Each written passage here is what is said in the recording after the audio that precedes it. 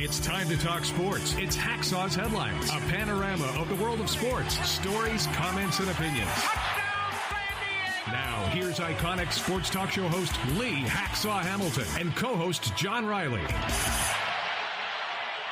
Who wants to talk sports on a Monday? We do, you do. From the DIXIELINE Lumber and Home Center studios in San Diego, coming off a great sports weekend, we welcome you to our Monday bonus podcast. Good afternoon, everyone. This is Lee Hacksaw Hamilton, along with my co-host John Riley. We welcome you to our Monday podcast brought to you by DIXIELINE Lumber and Home Centers. 9 locations to serve you in San Diego. You got projects.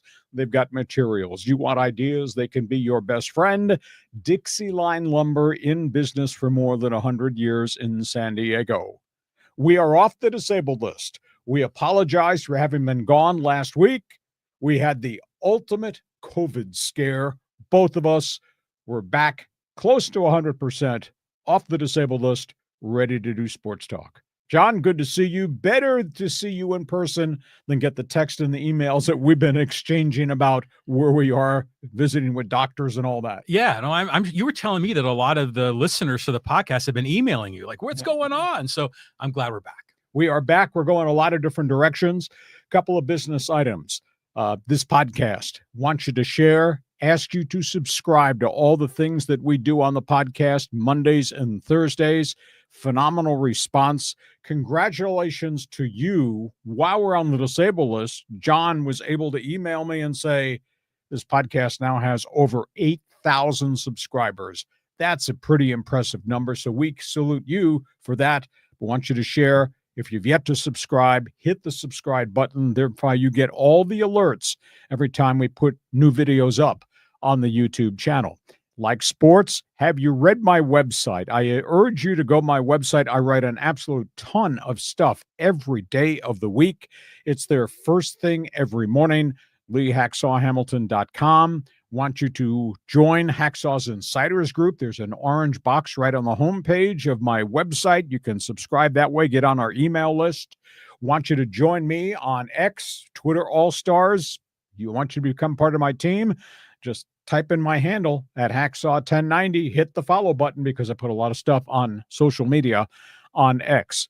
And we want you to give us a thumbs up, give us a 5-star rating. That really helps us a great deal. So a lot of reasons for you to be on board, but the biggest is we do sports talk the way it should be done. We put topics on the table, we talk about it, and when we're done, we turn it over to him, broadcasting from left field with his opinion sometimes. John Riley is going to tell everybody on this live stream how Fans Forum works, because we're doing what other people are not doing. Yeah, well, we're not talking about breakfast cereal in this podcast. So if you've got a question or comment in the world of sports for Lee Hacksaw Hamilton, just anything, what's going on with the Padres, the Dodgers, the NBA Finals, the NHL Finals, Aztec basketball, you name it, type in your question or comment in the live chat on X, YouTube, or Facebook, and we'll get you involved in Fans Forum. Okay, we're going lots of different directions. We have a ton of information that we're going to cover that we couldn't cover last week while we were both on the disabled list. So, John, let's start with Major League Baseball. Where do you want to go? We got to go with the Padres, and they kind of squeaked through that series against Pittsburgh. Nice headline. Padres living on borrowed time. Yeah. That's probably the truth. Let's just talk about Padre baseball. Very unimpressive weekend against the Miami Marlins, Pittsburgh Pirates. They really scuffled and struggled. Now they're starting to play real people. The Padres at one point were 14-3 out of the gate. Since that time, they're 19-21. It's hard to believe the Padres in their last 18 games are hitting .206. Wow. It's hard to believe how poor the Padres batting averages in the last 18 games with runners in scoring position. They're hitting .167.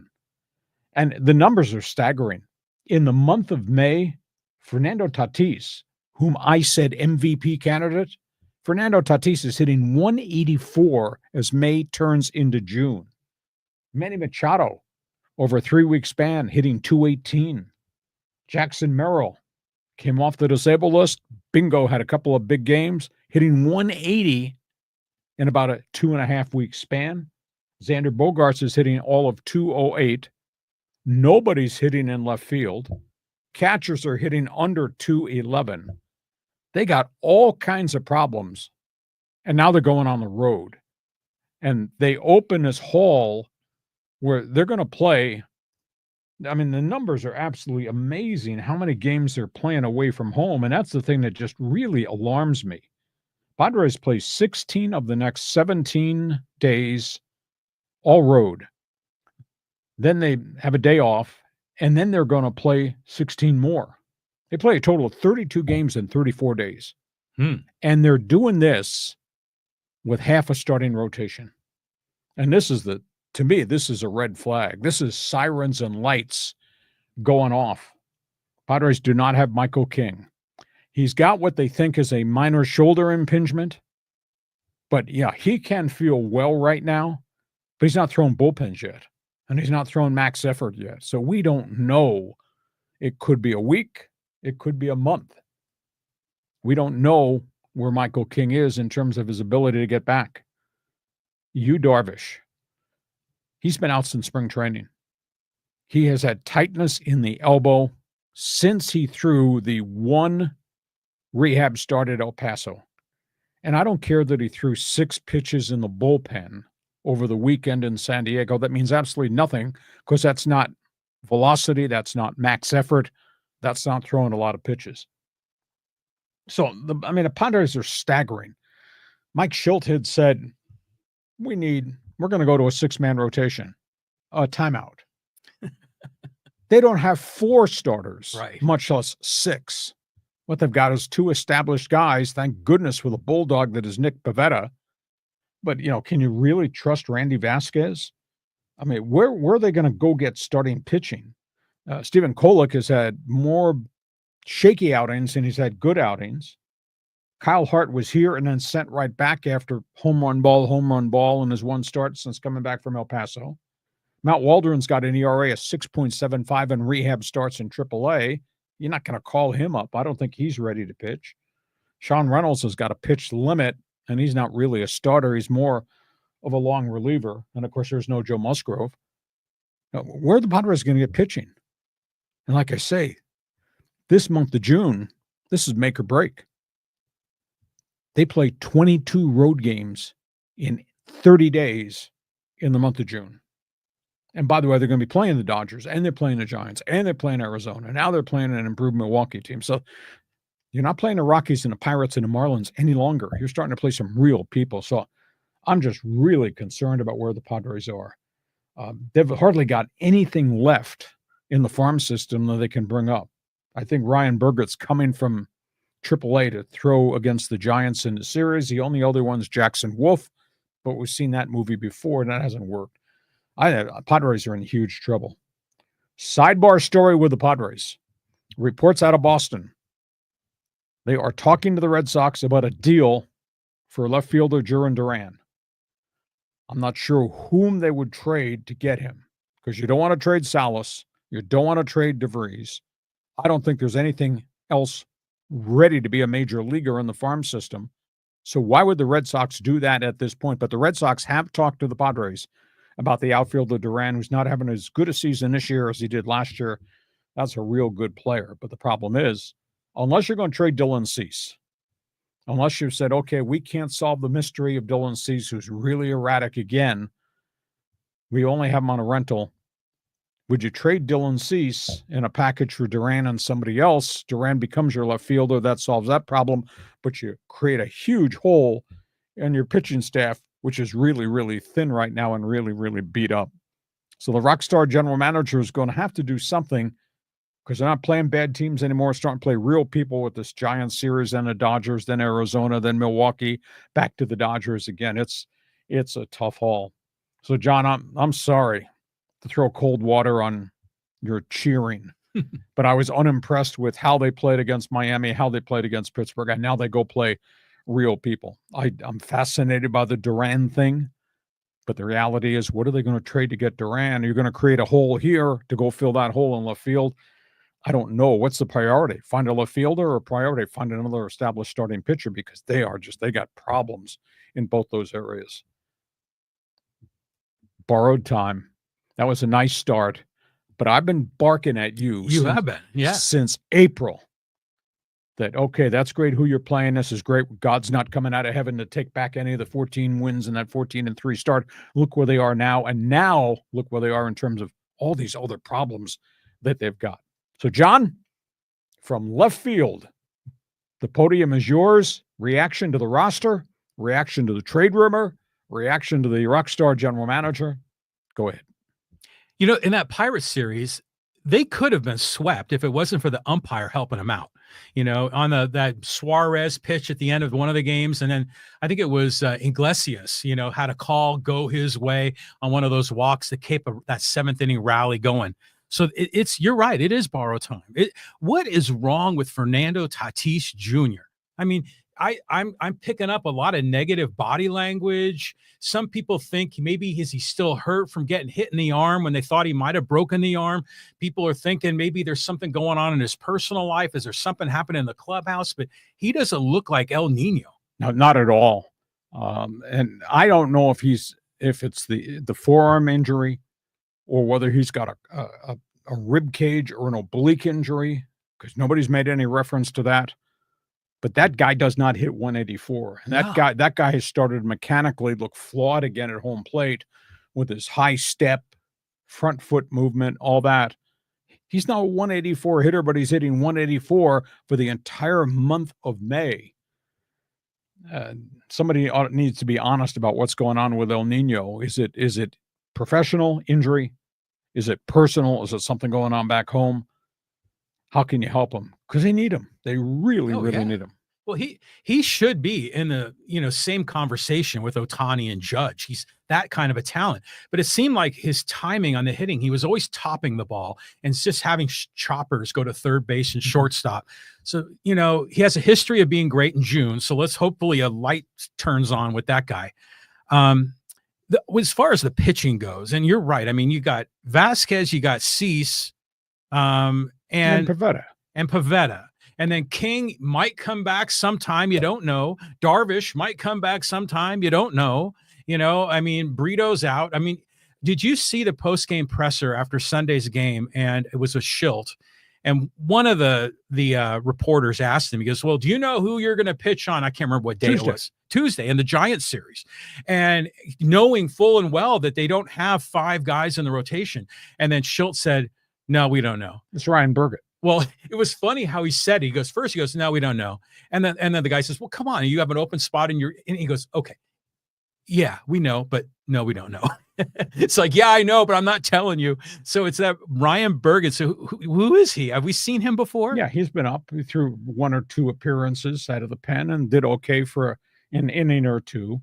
It's like the young kid journeyman David Morgan goes out. He's had 2 decent innings. 2 decent appearances, but that's not a major league start. That's not second time through anybody's batting order. That's throwing a crap out of a ball for an inning or 2 innings, and he got through it. Well, he gave up a 3-run jack to the guy at the Marlins, and that was just awful. So, but he's a middle reliever. He's like a mop up guy. A long guy. I mean, he's not a high leverage guy. Okay, spin with me now. What's the priority list? Solve left field. It was so bad to see Gavin Sheets run into that wall, and he's defensively, he's having a real tough time. Angles to the ball, run into the wall, and then to him have that head-on collision to the wall, he got really dinged up. So is the priority left field, which is why the Jarren Duran trade talks with Boston make sense, or should the priority be got to go find somebody to plug into the rotation with Pivetta? And with hopefully Michael King, and because they're awful thin. Well, clearly left field's the problem. I mean, Gavin Sheets has been wonderful this year, but just keep him at DH. I mean, he's perfect there. Maybe every once in a while he'll play a game at first, but I give him credit. He goes out to left field. He plays it. He'll do whatever they ask him to do. But he's not an athletically gifted guy that's going to cover a lot of ground out there. It's not Jason Hayward, except that Jason Hayward can't hit. Well, yeah, exactly. I mean, if we can merge multiple players together, maybe we can figure it out. So I say, yeah, put Gavin Sheets, as great as he's been. Wow. Make him a DH. And then in left field, I mean, right now, I mean, you've really just got Lockridge and Tyler Wade, right? I mean, neither one of those guys are lighting it up. So the Duran trade sounds interesting.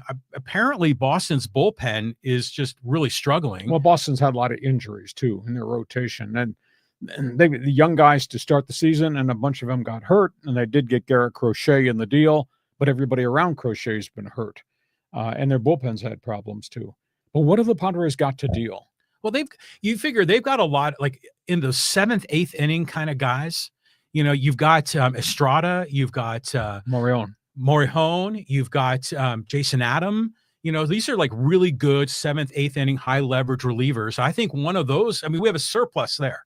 I think those are some of the guys you can deal, but I think you're going to need to move like 2 or 3 guys to get Duran. I mean, he was tearing it up last year, but I heard his production's gone down, and he had that whole suicide thing going. I mean, how is he really a long-term answer? Oh, I think he's a rock solid young ball player who came public and said, yeah, I've had mental health issues. And then he got harassed by fans on the road in kind of embarrassing, ugly situations. So you're willing to trade one of the bullpen pieces and somebody else to get Duran. Are you willing to trade Cronenworth and a bullpen piece to get Duran? Because I don't think Boston's not going to give this kid away. Okay, well, I really like Jake Cronenworth, but if you could trade him, I think that would be good for the Padres. I mean, because Iglesias is done all right in the infield, and I think, you know, Cronenworth has a big contract that I'm sure they'd love to unload that. I don't see any other team embracing Cronenworth coming on board. So I think you're going to have to deal from the farm system. And, you know, a lot of people, their opinion of Salas has kind of gone south. He's not hitting. And he's hurt. He's got a fractured back. A fractured back? Yeah. He hasn't played since April. Oh, wow. But I mean, he will be back. He'll be back, I think, sometime in July, but you can't trade the gems in the farm system. No, there's only 2 left, really, you know, so I don't know how he pulls it off, but I'll tell you what, is Preller pulls a rabbit out of his hat many times, and he has guys that he can figure out how to parlay and flip them for others. And like even in the deals, like for Yu Darvish, or the deals for Luis Ariz, I mean, he just starts their names from deep in the farm system, you know, from rookie ball and everything, and he's able to boost up their value and trade them.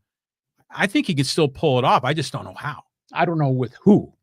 But it's a high leverage reliever, you know, and probably 1, maybe 2 guys in the minors. And I don't know who. Problem is, if you're trading Jason Adams, you're solving left field, but you're creating a hole in the bullpen. A bullpen that's been really overused, and we're only a third of the way into the season.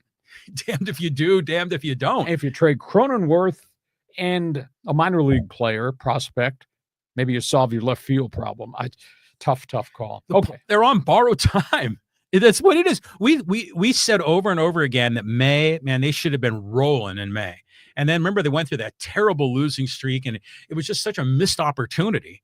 And now, holy crap, we got to run the gauntlet. So Padre fan will join us in Fans Forum in the chat room right now. You know, Padre fan offended that they got swept by the last place Angels. Padre fan, you're not going to try to sales pitch us in the studio today that this series with Miami and Pittsburgh was really great baseball because we won 4 of the 6. No.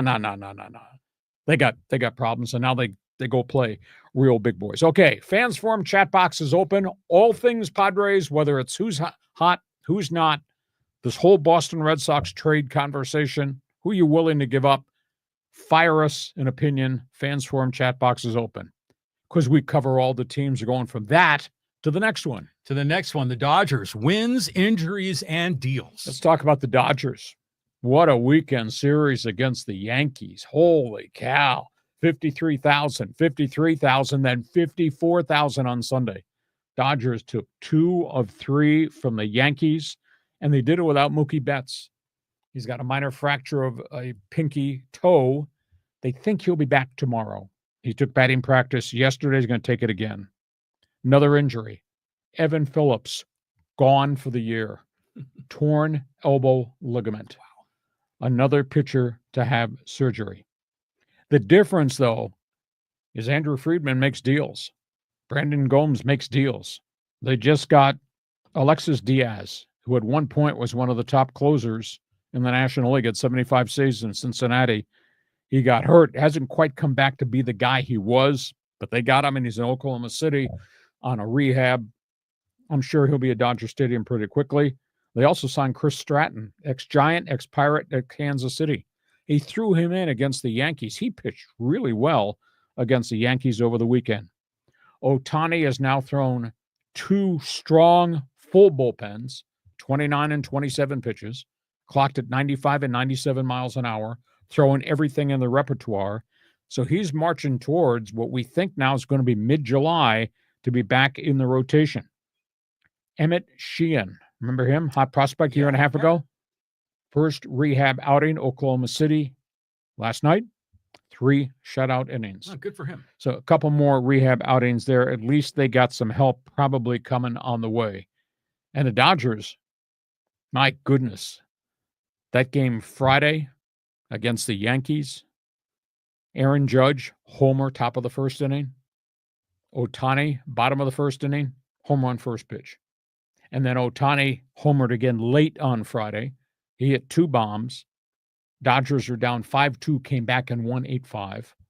That was Friday. Then Saturday, Dodgers scored 10 runs in the first 2 innings en route to an 18-2 win. Didn't play real well. Top of the order got choked off in the Sunday game, but they won 2 of 3 against the Yankees. So that was a statement. I'm just staggered by the amount of injuries to this pitching staff. And the Dodgers made another move today. They put another pitcher on the deal. That's 16 pitchers. Luis Garcia, one of their mop-up relievers, he went on the deal. 16 total pitchers have now been on the disabled list, and it's just beyond June 1st. Just absolutely staggering. So go ahead. Tell me about the Dodger Blue.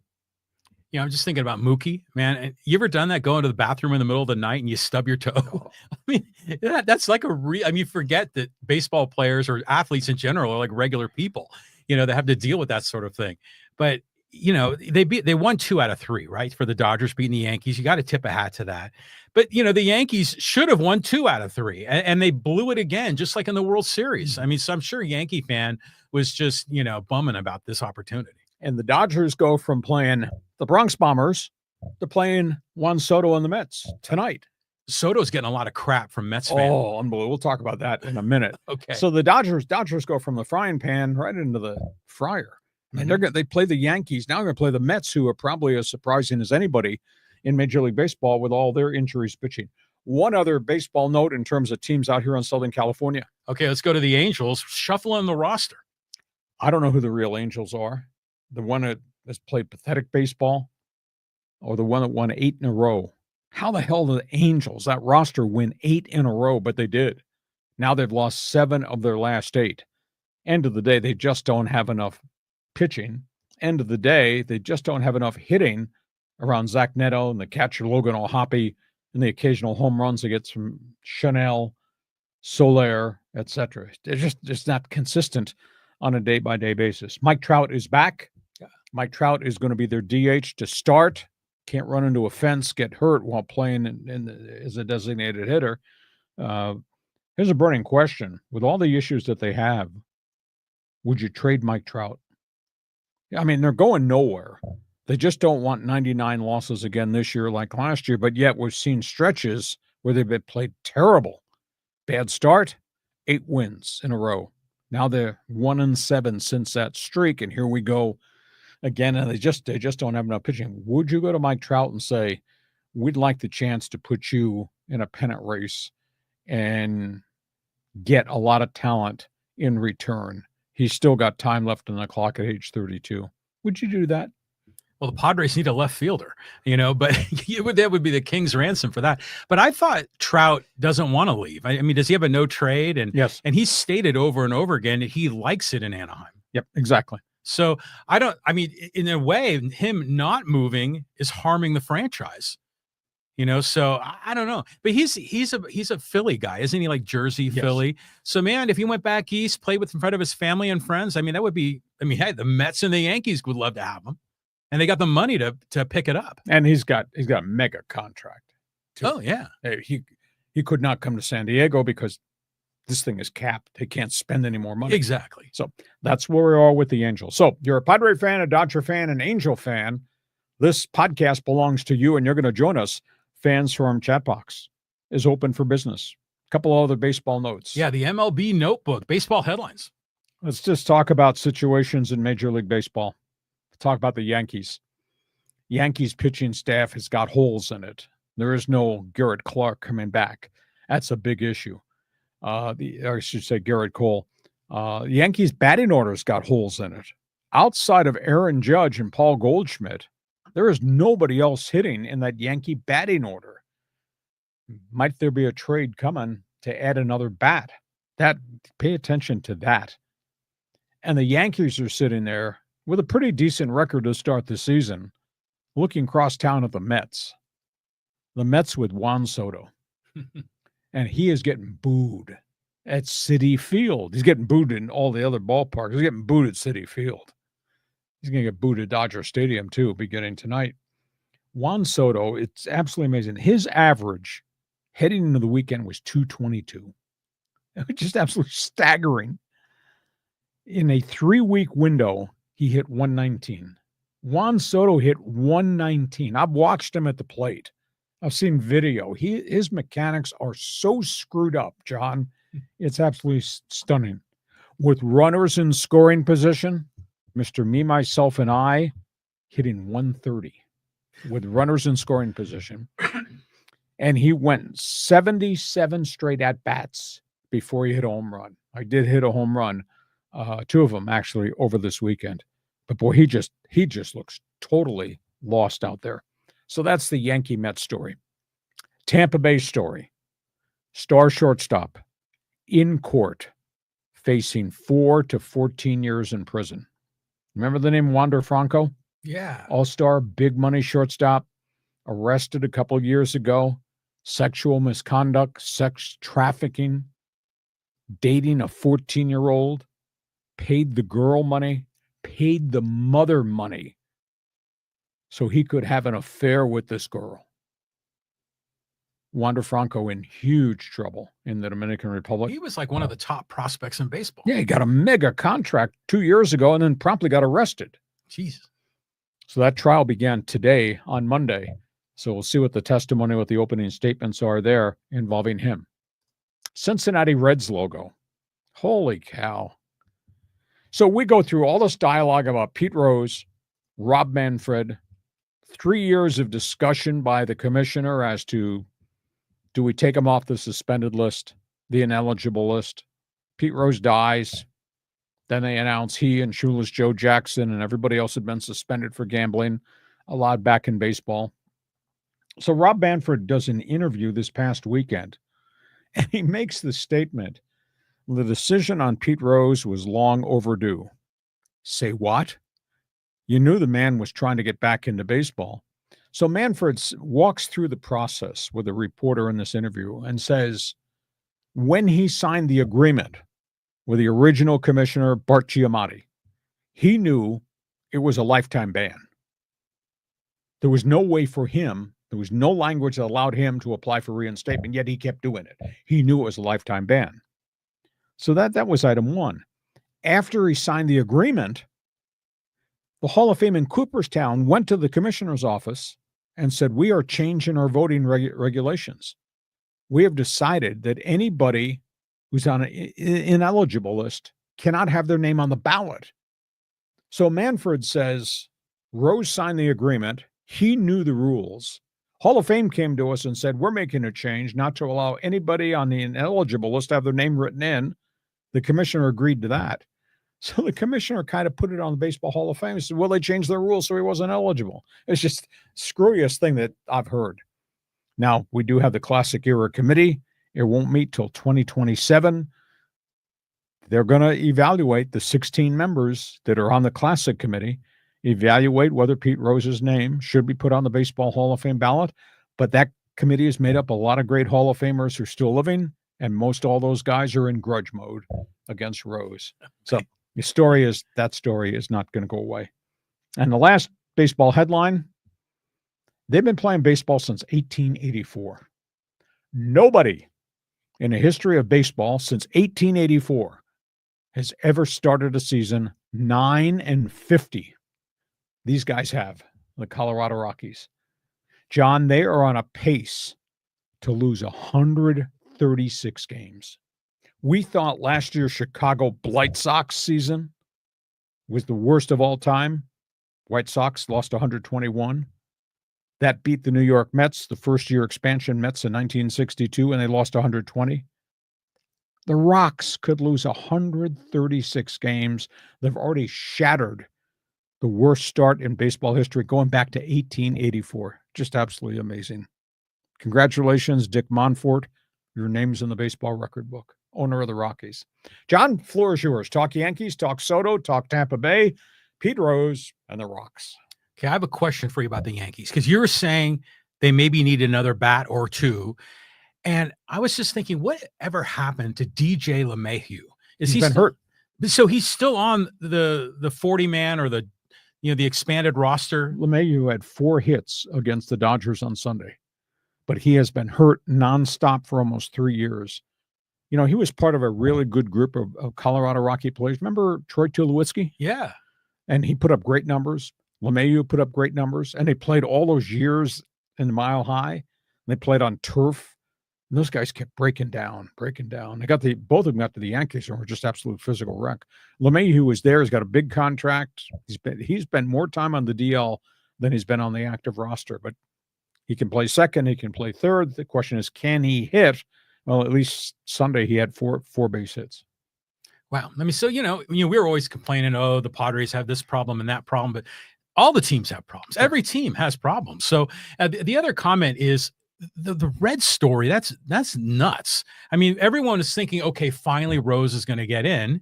And now we're in some other kind of weird, funky zone that we can't get this guy into the Hall of Fame. I mean, now he's off the ineligible list. Hall of Fame can't keep him off the ballot. Now it's the 16-member classic committee will look and evaluate, do we want him on the ballot? He's eligible to be on the ballot. But 16 members, I was told 10 of them or 12 of them are former superstars who are in grudge mode that this guy bet on baseball. It's not soft. Everything. It's just stupid. I mean, he deserves to be in the Hall of Fame. I mean, with all the warts and all.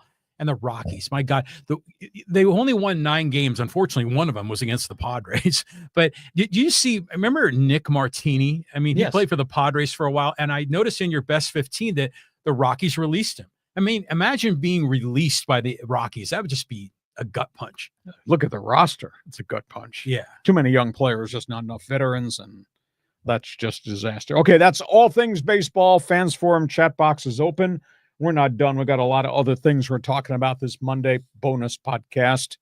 It's that time of the month of June. Hoops. NBA Finals, Thunder and the Pacers, and this will take us into mid-June. It always does every year. Did you know that starting Thursday with the first game of the championship series, there will be no speed limit in Oklahoma City? Oklahoma City, fast break basketball. Oh, yeah. Push the tempo. It's going to be something. Indiana, as gritty and grimy as they've played, and the Eastern Conference was a lot of turmoil and a lot of tough guy basketball and a lot of fouls and all that. Indiana, next victim. Oklahoma City is unbelievable. Suffocating defense. They play like pit bulldogs. Unbelievable team. Weather forecast, it's going to rain 3s in Oklahoma City for games 1 and 2 for certain. Shea Gilgeous-Alexander versus Tyrese Halliburton. They're going to wear each other out, trying to stay with each other. The intangibles, obviously, of how the big men play. Chet Holmgren against Pascal Siakam. And then you got Alex Caruso and TJ McConnell. 2 dudes coming off the bench that really make things happen. It's going to be a fun series. But I don't see how Indiana's going to keep up with these guys. I don't see how Indiana's going to be able to move the basketball to get good looks at baskets because they struggled against the Knicks defense. I mean, that was an off and on series. And Oak City's defense is even more suffocating. Like I say, no speed limit. because Oklahoma City just going to push the pace, and they're going to go down and they're going to hit threes. And hell, I think this series could be over in 5 games. What do you think? This is going to be a fun series, and I'm rooting for the Thunder here for a number of reasons. One is I think people in Oklahoma City, I mean, this is the only pro team they've got, so this is a big deal for them. And I know just something about Chet Holmgren, you know, the way he got drafted and he got hurt and now he's back and he's playing really well. And this Shea Gilgeous-Alexander, every interview I've seen of him, I mean, this guy is legit. I mean, he's like a great guy. Yeah. Besides being a wonderful talent. So there's a lot going into that story, but it's funny how the Pacers were always trying to, you know, increase the pace against the Knicks, but now the Pacers are going to be outpaced by the Thunder. So I don't know. I think it's just going to be a fascinating series. And that, by the way, that McConnell kid that comes off the bench for the Pacers, that guy is like a little, like, I don't know. It's like a video game when he comes out. They just ought to have him and Alex Caruso go one-on-one against each other. Yeah, they just move everywhere. They're dribbling the ball, running around and everything. But Tyrese Halliburton's a lot of fun to watch. You know, Siakam is terrific. Have the Pacers ever won the NBA championship? No, but they've had really good teams. I mean, if you go way back to the old ABA, the George McGinnis era, they were a really good franchise. And then, of course, there was Indiana, Reggie Miller, Spike Lee, Rick Smits. Yeah, and then obviously the Rick Smits era. So they've had good teams along the way, but nothing. They're in the finals, which is amazing. But they're going to run straight ahead into that hurricane that is Oklahoma City basketball. Hurricane on offense, and what they do on defense is just phenomenal. Now, are you hearing from some of your media friends like, oh, here we go. There's no Lakers, there's no Knicks, no Celtics. Who cares about Mid-America teams playing in this NBA final? I think somebody told me this is the 24th market in the country versus the 37th TV market. And who the hell outside of Oak City and Indianapolis are going to watch this thing? They're probably correct. I think the TV ratings won't be as dynamic as if it had been somebody else. But end of the day, these two teams have earned it, so I'll give them a lot of credit. Oh, but what did your loudmouth co-host say back in October when we had a Monday bonus podcast where we did the NBA preview? Who did I say was going to be the team to beat this year? OKC. Yeah, you've been on them from the very beginning. And who were you predicting in the early on in the East? It was well, you had Boston defending. Yeah. Here came Cleveland. But Boston got decimated by the Jason Tatum Achilles injury, and Cleveland had all kinds of injury problems and choked it away. They lost 3 home games in their series. So those were the 2 elite teams in the East. That's the Knickerbockers happened to knock off one of them. Indiana knocked off the other one, and that's where we are. But Indy, on a talent level, I don't think Indy's equal to OKC. Oh, no, but it's going to be a great series. I'm watching for sure. And by the way, one of your one man's opinion columns was great, talking about how Indy was the epicenter of sports there for a bit. Oh, yeah. You know, the Indy 500, the Pacers, and even Caitlin Clark and the Fever. Yep. You know, the state that brought us Bob Knight and Larry Bird and Hoosiers. Oh, yeah. Yeah. And all of a sudden, a week ago, Market Square, where the monument is, right in the circle downtown, was the focal point of everything in the world of sports a week ago because of the Pacers in the playoffs and Caitlin Clark on TV, and the Indy 500 is kind of cool. Very cool. Okay. Oh, there's Notre Dame in there too. Yeah. Okay, so we got that. One other basketball item. This is a cool story. Yeah, the Aztecs win in the offseason. I think it's going to be great this year. Great headline. San Diego State has brought us real special times in college basketball. Not just Steve Fisher, but Jamal Franklin, Kawhi Leonard, Nathan Mensah, making the NIT, then making the NCAA, then getting to the Sweet 16, then getting to the Final Four, then getting to the championship game, and the rivalry with the University of Connecticut.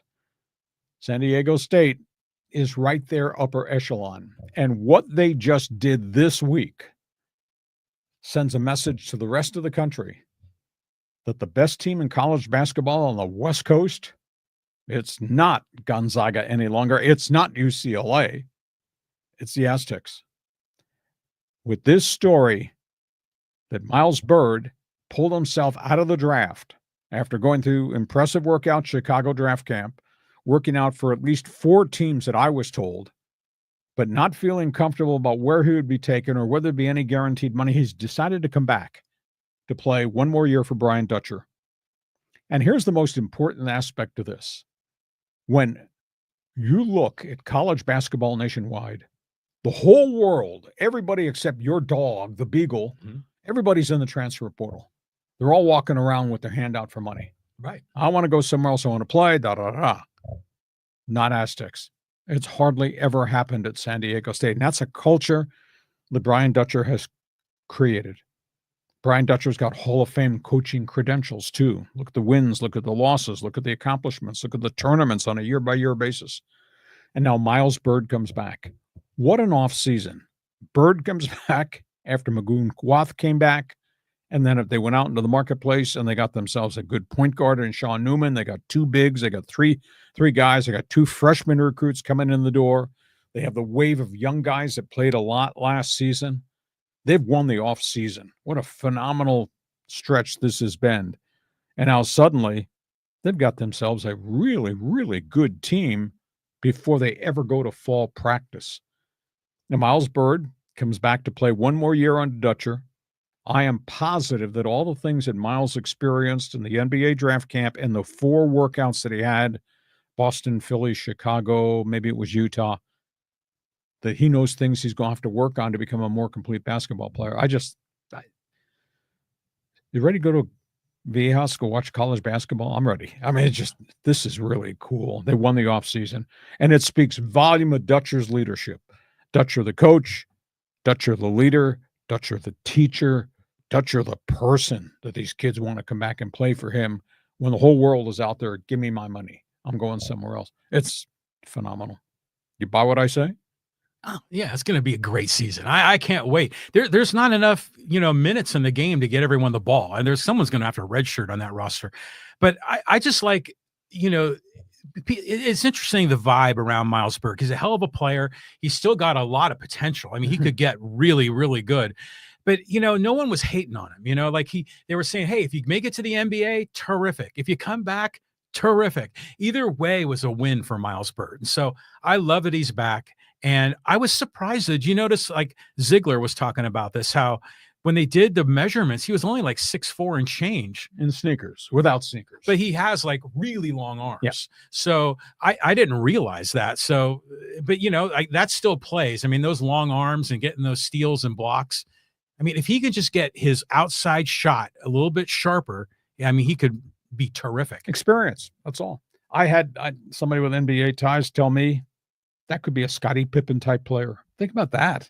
Wow. Yeah, that kind of makes sense. Because that's what Scottie Pippen was, rangy. And he developed an outside stroke as he came, and he could always play defense, and he was big and long, and it's cool. Big story. So we put a lot of topics on the table. We're getting to halftime. This podcast is brought to you by DIXIELINE Lumber and Home Centers, 9 locations to serve you in San Diego. DIXIELINE is more than just a lumber company. DIXIELINE is all about kitchens, all about bathrooms. John, take it from there and just tell me, because you've had it already done here in your castle, what DIXIELINE can offer those who are thinking about renovations inside. So the coolest thing that we got at DIXIELINE is we got a new front door. And, when we bought this house, our old front door was really weathered. It was facing south. It got a lot of the sunlight. And so the wood was deteriorating, and we didn't know if we were going to fix it up or what we were going to do. But anyways, went to DIXIELINE.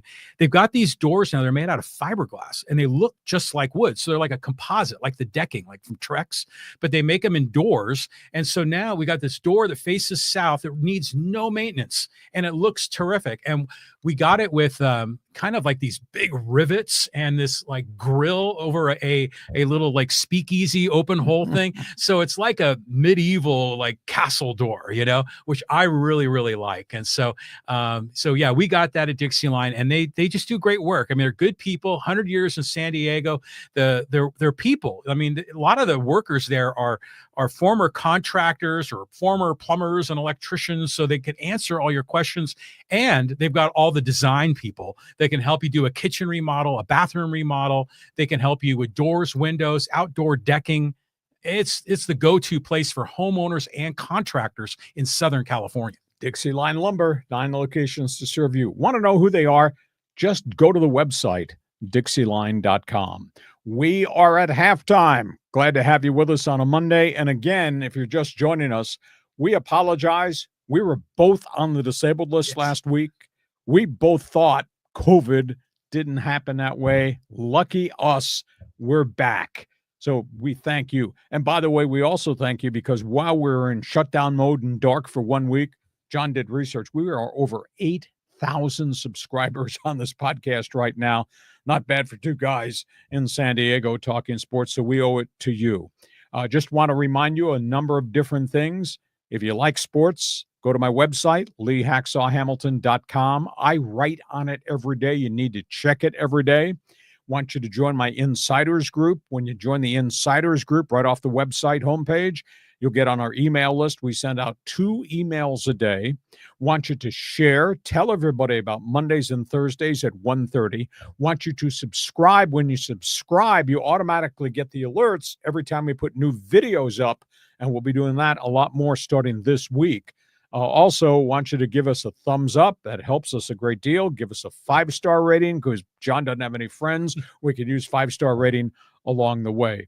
And when we're done, because we do sports talk the way it should be done, we put topics on the table. When we're done, you get the chance to co-host the show with us. John, just explain for everybody that's new on the podcast how the Fans Forum chat box works. Yeah, Fans Forum, everyone's piling in. Everyone's happy to see us back, which is great. I see Derek and John and who else is on this list here? Matthew and XX Revolution and Greg and Baseball Coffee Talk is in the list. Casey and Javi and Callan. So, hey, if you've got a question or comment in the world of sports, especially for this guy, Lee Hacksaw Hamilton, drop your take in the live chat on X, YouTube, or Facebook, and we'll get you involved. Okay, we move to the second half. We're going a lot more directions, and then Fans Forum chat box belongs to you. John, where do you want to start? Okay, I mean, big news in the NFL with Jim Irsay passing. What's the reaction, Lee? Well, the reaction's been unbelievable. What the players have written, what the coaches have written, what the media has written. Jim Irsay, of course, was a longtime owner of the Indianapolis Colts, passed away very suddenly. His health had been in deteriorating condition. But I compiled some of the most unique quotes, and I thought you'd really enjoy looking at this. These are from coaches he hired, coaches he fired. These are from quarterbacks that he paid a lot of money to and quarterbacks that they released. These are from general managers who worked for him, general managers who did not like him. And this is from NFL owners in other cities who some days had good days with Jim Irsay and some days had bad days with Jim Irsay. Universally, I think the bottom line was the man was great for the community. They loved the franchise, and the man did charitable things beyond what you could ever explain for his players. I had 2 players tell me that when I played in Indianapolis, Jim Irsay would take his private jet plane and put players and their families on it and let them fly back to their hometown if there was a trauma, if there was a tragedy, if there was a death in the family. That he did this on a constant basis. And I told you the story about Tony Dungy, that Tony Dungy's father was dying and was in a wheelchair, and he would try to get from Chicago to Indianapolis for home games. And Jim Irsay met him. And Jim asked Tony, he said, does your dad ever go on the road with you? And he says, well, he can't travel very much. We don't have the ability to do it. And Jim said, you get your dad here to Indy. I'll put him on my plane and we will chauffeur him to wherever we are playing. And he did it up until the day the man's father died. Wow. Just his love was unbelievable. Those are some of the quotes from people who really liked him, people respected him. And this came from people he hired, people he fired, quarterbacks that he brought in, quarterbacks he let go. His memorial service was today, Monday, in Indianapolis. So as a guy that meant an awful lot to that community. And he had demons. There's no doubt about it. He had struggles, but that man did a lot on behalf of the National Football League too. So, John, isn't it really interesting, just the outpouring of reaction? It is, because we've talked about him in the past and his struggles, you know, with addiction and everything else. But to see that he was so beloved is interesting, you know. So, I mean, look at these quotes: fierce competitor, immense compassion, man of the people, generosity unmatched, loved family, team, community, game ball of a person, loved the Colts with all of his heart. I mean, this guy, I mean, I gotta give him more like credit. I mean, because I kind of I used to kind of look at him side eye, you know, but now I got to go, no, I got to change my point of view on him. Yeah, very much so. And again, I dealt with him a little bit differently as the voice of the Chargers and the Seahawks, and I had the chance to interact with him. I interacted with a lot of people, some really good, some really strange, some really bad along the way. So that's where we are with the Jim Irsay story. NFL Notebook, because, you know, there's stuff going on football fields around the National Football League right now. Yeah, a lot of OTA notes. Let's start with the Chargers. They're in their second week of OTAs. They do not have their left tackle. Rashawn Slater is not practicing. He's in the final year of his contract, going to make $19 million this season. The Chargers are negotiating the extension. They call it a hold-in. He's there for meetings, but he is not going on the field. He's not going to risk an injury. They got to get this contract extended, but that's normal protocol for star players in a league, that they don't play their final year of the contract unless there's a guarantee going forward. I will tell you this, that they are really impressed with the kid running back out of North Carolina, Omarion Hampton. Really impressed. They're really impressed with Trey Harris. He caught 4 deep balls, young wide receiver, in the first 2 practices when they were going 11 on 11. This kid's got real breaker speed, so that's interesting. They got some injury problems. The young cornerback safety, has not been cleared. He's got a torn labrum. The linebacker has not been cleared. Dion Henley, he's got a torn labrum. Elijah Molden, cornerback, has not been cleared to practice yet. He's recovering meniscus surgery. So they got some injury problems that hopefully are going to solve themselves by the time they get to training camp in mid-July. So that's where the Chargers are. Raiders. For the first time, everybody's excited and probably has a reason to be excited, rather than typical Raider bull crap that, oh, we're the Raiders and look what we did. Raiders are really excited. Geno Smith. Really excited. Geno Smith's relationship with Pete Carroll. Really excited. Pete Carroll's ability to rebuild the defense with a bunch of young guys who can run. Remember, Pete Carroll's the one who created the Legion of Doom. Really excited about the 2 tight ends, because Chip Kelly, whom they're also excited about, says, we have a quarterback that we like. We got Austin Genty, who's been very impressive yards after contact. And we got 2 tight ends, and we're going to run a 2 tight end offense. And really excited with Jacoby Myers. So for the first time in a while, I can listen to Raider fan who's espousing all of these positives. And I kind of tend to agree. Right now, this looks pretty doggone good on paper. So that's the latest in the Raider Nation. Rams, tell you what, they're really impressed with the new wide receiver, the old dog, Davante Adams. He has shown up and he has practiced on his own with Matthew Stafford. Now he's at the OTAs with Matthew Stafford, the longtime wide receiver. And their defense, they got a year under their belt. They're bigger, faster, more physical, with a year of NFL weight training program. And all those kids, the Jared Verses, the Fisks of the world, they think they're going to be even better. They're really excited. They're waiting to see what happens with the Jalen Ramsey trade. June 1st was the demarcation date where Ramsey could be traded out of Miami without the Dolphins taking a massive salary cap hit. June 1st has come and gone. I would think there's going to be a trade this week. Rams and Dallas are the ones that are both being mentioned there. New York Giants. This is weird. Russell Wilson's the starting quarterback in all the OTA workouts. Jackson Dart out of Ole Miss, they traded into the first round to get him.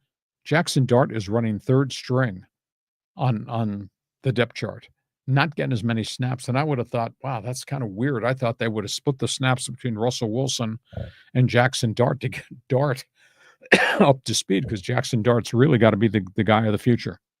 In Cleveland, they haven't said they've made a decision. Kenny Pickett's taken all the snaps with the number 1 team on offense.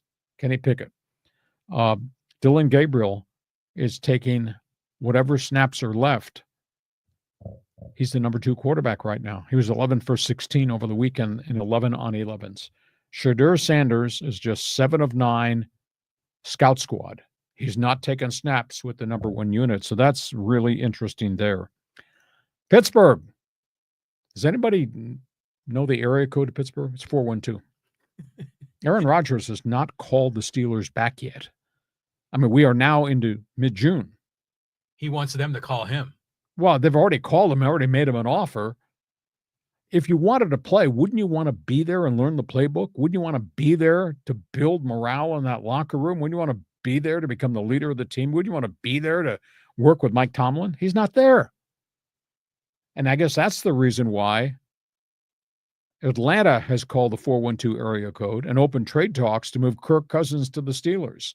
That had to come after June 1st, salary cap rules. So Kirk Cousins, who's not in the Atlanta camp, he might be moved. All of a sudden, Pittsburgh's looking to Atlanta rather than waiting for Aaron Rodgers to call the 412 area code. Indianapolis, aside from the Irsay passing, Daniel Jones, the ex-Giant quarterback, is taking large proponent of the number one snaps on offense in the OTAs instead of Anthony Richardson, the number one draft pick who's had 2 years of injuries. I find that one kind of weird. That maybe the Colts now realize that AR-15 wasn't really the right guy to draft, but that's why they went and got Daniel Jones. He's taken all the snaps. And in Buffalo, that's a really good team. Buffalo, Joey Bosa, hurt again. Oh, God. First day, OTAs, major calf injury. It's kind of like the calf injuries he had with the Chargers. Joey Bosa had 9 different injuries with the Chargers over the course of his career. He is out till August. This is a tremendous setback for him trying to make it. He's on a 1-year contract. Granted, he's making good money. He can't stay on the field. I guess I don't understand. And he's a fanatic about weight training and everything. Why these calf injuries keep happening to Joey Bosa, but he's hurt again, and he's out of the mix till August at the earliest. So, John, that's what's going on around the NFL. Go ahead and respond. You know, I was on X today, and I follow Shador's account, which is fun, and Coach Prime, of course. But Shador said today, it was his one single post was "Thank God!" exclamation point. So is that because he's going to be playing with the first team? What's your take on that? Well, there's a sidebar story that developed yesterday. Deion Sanders went public and just ripped the media about how they treated Shador. And saying that Shador was unprepared in his meetings. Well, there's too many things. If you connect the dots at what happened at the combine and what happened in the individual team meetings leading into the draft, where all these things happened, where these stories got leaked, that Shador was acting like a jerk in the meetings and not showing up and not answering questions correctly and taking a cell phone call while he was on a Zoom with a head coach. Now there's an allegation he came in listening to music while he was supposed to be doing a whiteboard. Just this stuff goes on and on and on. And Deion says the media is making it up. I don't think the media is making it up. Media is getting it from NFL people. At the end of the day, Shador is a 5th-round draft pick, going to make $1.1 million this season as a 5th-round draft pick. And what did Cam Ward get? Cam Ward, $12.4 million per season. There's a big difference between 12.4 and 1.1, and the 1.1 is the end result of Shador, junk offense, the way he handled the interview process, whom he blew off, whom he didn't treat with respect, the entitlement. Big difference. So Deion saying that this is all media concoction, I don't think so. And by the way, scoreboard does not lie. Cam Ward was number 1. Shador fell to 5th round, is making $1.1 million rather than $12.5 million. I'd imagine for Shador, that's like a pay cut compared to what he got in NIL, right? Different world. You know, and then the other team I want to talk about, the Raiders. And over the weekend, you know, I'm like recovering from this horrible bug. So I'm watching the NFL Network, and they were running this top 100 thing, you know, of the all-time characters in the NFL. Oh, well, the Raiders probably had about 38% of them. Yeah. I mean, and I think like number 2 on the list was Al Davis, you know, and just going back to, you know, just win, baby. We play the vertical game. We're going to throw it deep, and we want to tear your head off and everything else. It's just great. And then I think Ken Stabler was in the top 10. I remember seeing Ted Hendricks, you know, in there. So I loved that era of the Raiders. If they could find a way to resurrect that whole swag, that whole vibe, I mean, they would be in Vegas. It would be perfect. Well, the league really needs something splashing in Vegas. Yes. I concur with you there, but you're not You're not walking down the hallway in the closet and finding the dusty, dented trophies, are you? And running back down the hallway and says, "We got a Super Bowl trophy from 1974." Come on now. That's a long time ago. Yes, I think it was 75, Okay, Super Bowl but 10, right? Or 76. So I'd be so happy if the Raiders just kind of got their whole organization in order, and become a competitive team. Well, everybody's fascinated. I mean, Tom Brady's influence and the fact that you really got some good football people. I'm a huge Pete Carroll fan. Spytek, the new general manager, and look what they've done with the roster. And again, the resume does not lie. I mean, the tape does not lie. Pete Carroll, Super Bowls, quarterbacks, Legion of Doom. What he did in Seattle, what he did at USC,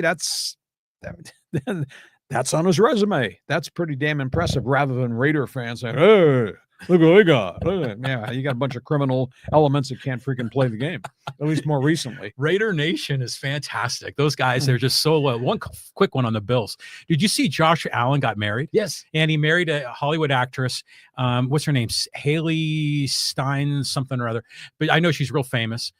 But he got married like right before the OTAs. So, I mean, there's no room for the honeymoon. Right? What are you going to do? He's ready to go anytime he wants. Okay. All right. That's all things NFL. You want to join us? Talk Chargers, talk Rams, Raider Nation. Feel free. Fans Forum chat box is open. We're going from that. My old Canada network's going to pour in next. We're talking NHL hockey. Yeah. Hockey hotline. Take no prisoners. Stanley Cup playoffs. That starts Wednesday. Edmonton back for a second year in the finals. Florida back to defend the honor of winning the cup. The cool thing when you cover these teams, and like I pay attention to all this stuff, is roster building. How do you make a team deep? How do you make a team great? And Edmonton had obviously 97 and 29. Connor McDavid and Leon Draisaitl. That's all they had. And everybody expected a two-man show to carry them, and that they've been really good over the course of McDavid and Draisaitl's career there, but they've never won a Stanley Cup. What they did, though, with the former general manager Ken Holland and the current general manager, went back into the marketplace, and they got more guys who are role players. And they got Evander Kane, as controversial as he is, who can play, and they got Adam Henrique from the Ducks, who can score goals. And they went out and they got checkers and bangers on the third and fourth lines. And they went out and they're really deep on defense. And obviously they got the young goaltender Stuart Skinner, who has bad games, but he's had more good games than bad games. That's a really deep Edmonton Oilers team. And then on the other street corner, you got the Florida Panthers. Bill Zito is the general manager, does not get anywhere near enough credit for roster building. You look at that roster, and again, I know these names and I pay attention to this, and I know you like Molson's Canadians, so you'll be sitting there watching the games. But, John, pay attention to Barkov, Sam Bennett, Matthew Tkachuk, Brad Marchand, Carson Verhaeghe, Seth Jones, the big boys on defense, and Bobrovsky. That's a litany of stars that Bill Zito has brought into Florida and put them together. They play big boy hockey. They play heavy hockey. They forecheck the hell out of you. You have a tough time getting out of the zone. You have a tough time putting pressure on them because they bang.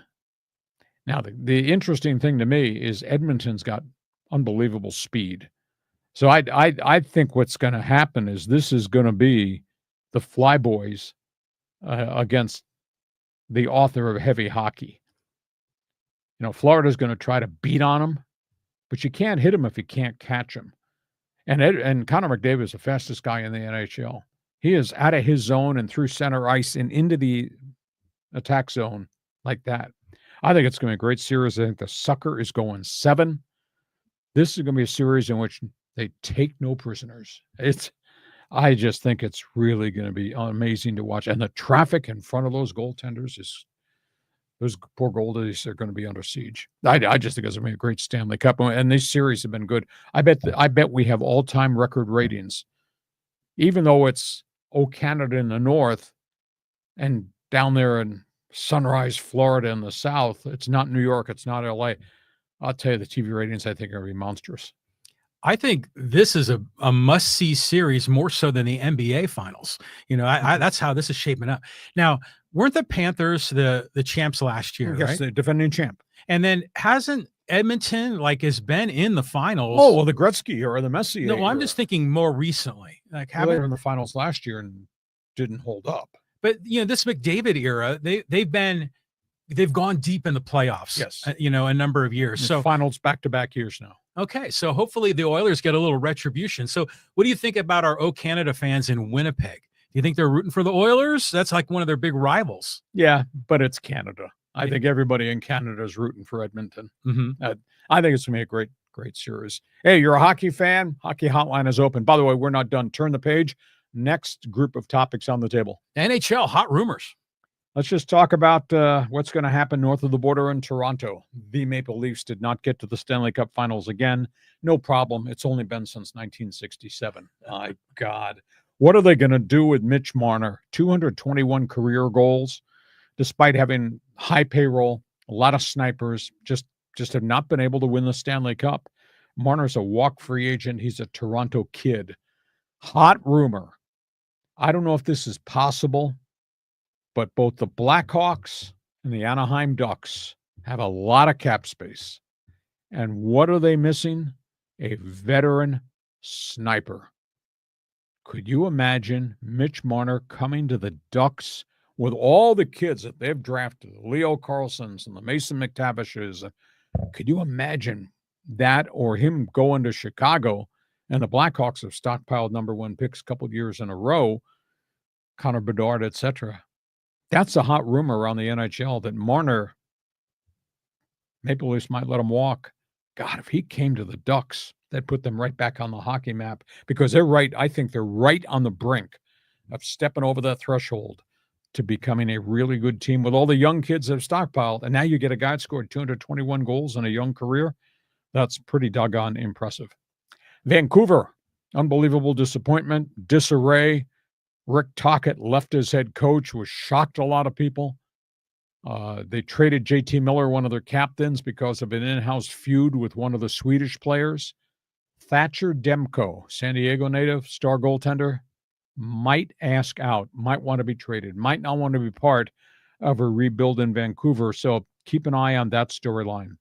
In Dallas, I don't know how this relationship goes forward. We're talking about what Peter DeBoer did in the end of the playoffs against Dallas and their star goaltender, Jake Ettinger. They benched him after he allowed 2 goals in the Game 7 against Edmonton.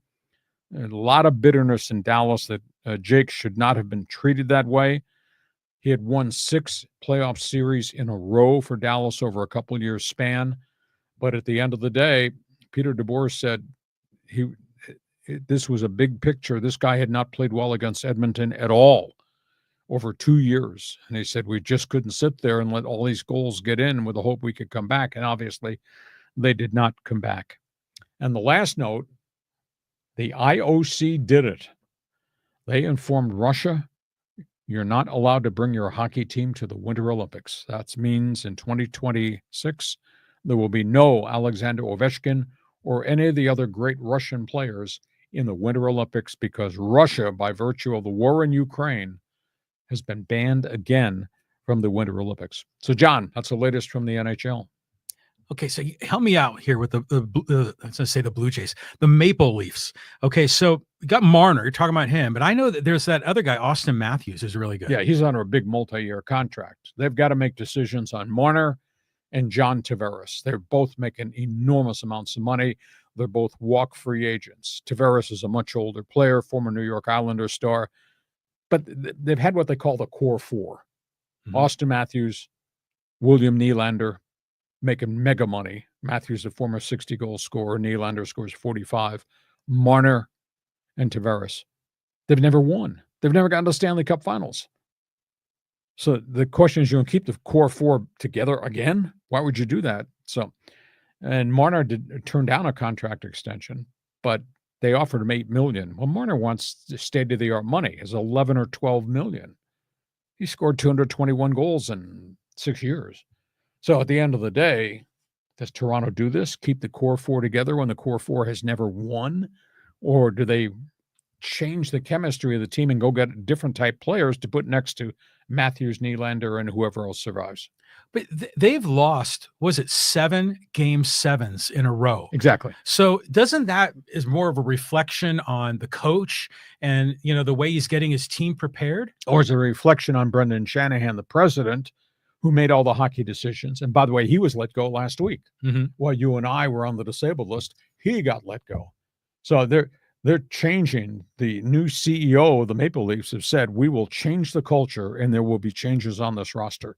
And I think he's making reference to either Marner or Tavares or maybe both. So Marner, how old is he? I want to say he's 28. Okay, so he's still in his prime. His peak. Yeah, so I was just thinking you'd hate to have a guy, at the tail end of his career go to the Ducks. No, but would the Ducks spend $12 million a year? No, the Ducks have a ton of cap space because they got young players who are on their first contracts, not making a hell of a lot of money. Yeah. The one that's making the most money right now is John Gibson, the veteran goaltender, making $6.5 million, twilight of his career. They could trade him somewhere. They haven't traded him yet. Anything is possible. But they could afford Marner. I mean, that would be a monster investment. But you get that kind of sniper, that goal scorer, never ever gets hurt, plays all the games. You put him with all the Leo Carlsons and all the young kids the Ducks have stockpiled.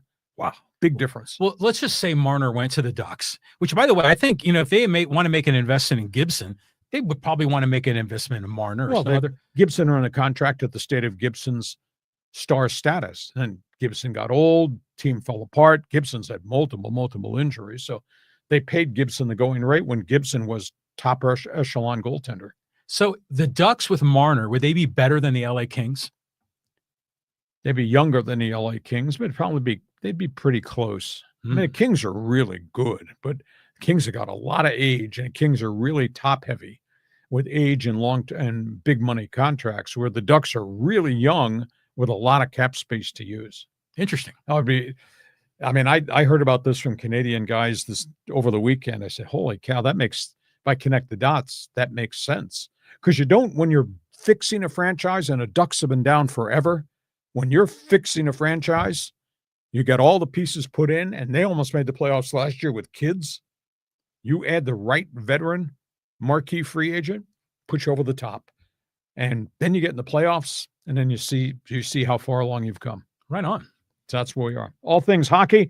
Hockey hotline is open. Last topic on the table. We might be here about a month going through the last set of topics. John almost fell off the chair when I sent him the list. I said, let's just talk about these things. Go ahead. You have like 2 pages worth of stuff here, but the high-speed sports wire is great. There's a lot of really good soccer content and the Indy 500. Okay, that's the Indy 500. While we were away, obviously, Indy 500.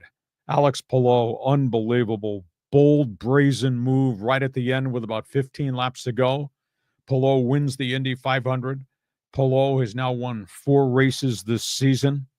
We talked about Robert Schwartzman, the pole sitter, the young driver from Formula One who had never raced on an oval and went 232 miles and qualified for the pole. He never got through the first corner with the lead. He lost the lead. It was so fast. He lost the lead going into the first turn, and he never recovered. And all of a sudden, he went from 1 to 4. He got shuffled back. The speed just blew him away. He couldn't handle it.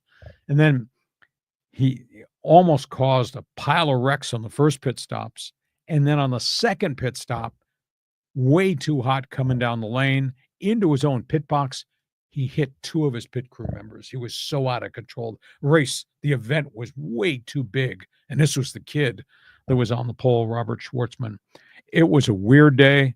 I mean, there was a crash on the warm-up lap before they dropped the green flag. Scott McLaughlin got loose on cold pavement, hit the wall, wrecked his car.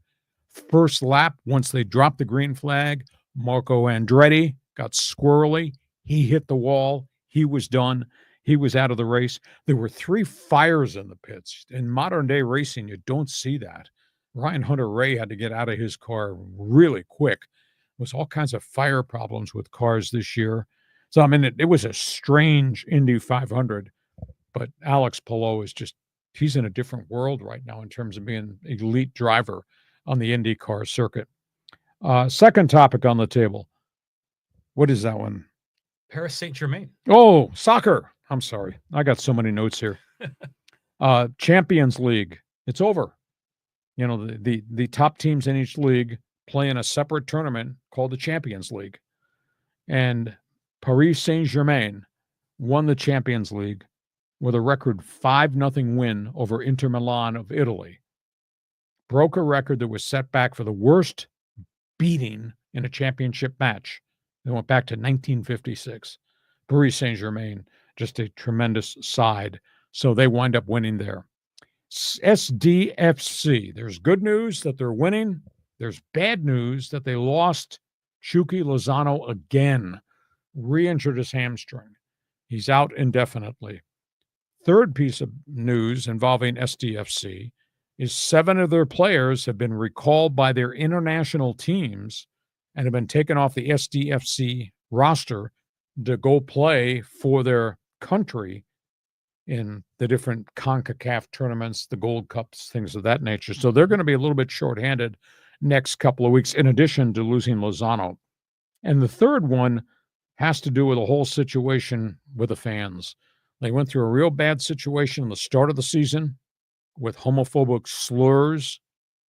They put extra security there. They just came through a really bad experience a weekend ago. LA Galaxy fans fought with SDFC fans in the upper deck at Snapdragon. The fights went down to the concourse and continued. They've expelled 33 season ticket holders, banned them from going to MLS games or SDFC games. They got a real tough situation right now with SDFC fan support and their reaction to the visiting fans. Only way to solve it is increase security. Second way is, and they won't like me saying this, stop selling 24-ounce beer cans to every soccer fan to get liquored up before the game even starts. And the third thing is do what they did in England. If you got fan control problems, you partition off. This sounds terrible to say. You partition off the end zone seats and you put up barbed wire, because they did it in Belgium and they did it in England where the hooligans were running rampant. You put up barbed wire and you want to take all the felons who root for LA Galaxy, you put them in the end zone seats with security and barbed wire. And I'll guarantee you that will stop all the fan violence, because what happened in the aftermath of the SDFC win in the 95th minute against Galaxy was really, really ugly and scary. People could have gotten thrown off the upper deck down on the lower concourse because of the fights. That's the only way they're going to solve this situation. Next one, LAFC. Stevie Cherundolo's club in MLS. They just won playoff game to qualify to go to the Club World Cup. That's a new tournament that's starting this summer, next month. It's champions of each league around the world, 32-team tournament. It's called the Club World Cup. LAFC posted a victory for Steve Cherundolo, who's from down here. He is the longtime coach of LAFC. He's had a great career. He has gotten his team into the championship round. The cool thing is they earn $9.8 million bonus by going to that tournament. So this is great for LAFC to be one of the MLS representatives in the Club World Cup. So that was tremendously impressive. Team USA Soccer. This is kind of interesting here. They're really struggling with health. And Alexi Lawless from Team USA just ripped the daylights out of the new coach of the U.S. men's soccer program. We had talked a couple weeks ago about Christian Pulisic, 7 other players not being on the summer roster for Gold Cup, for the Copa Gold Cup tournament because of injuries, guys needing downtime to rest and rehab, and Mauricio Pochettino excusing Pulisic. Alexi Lawless just killed him on network TV, saying, we have the World Cup coming to our country. This is our chance, our one and only chance to make U.S. soccer elite. And you're giving these guys all this time off.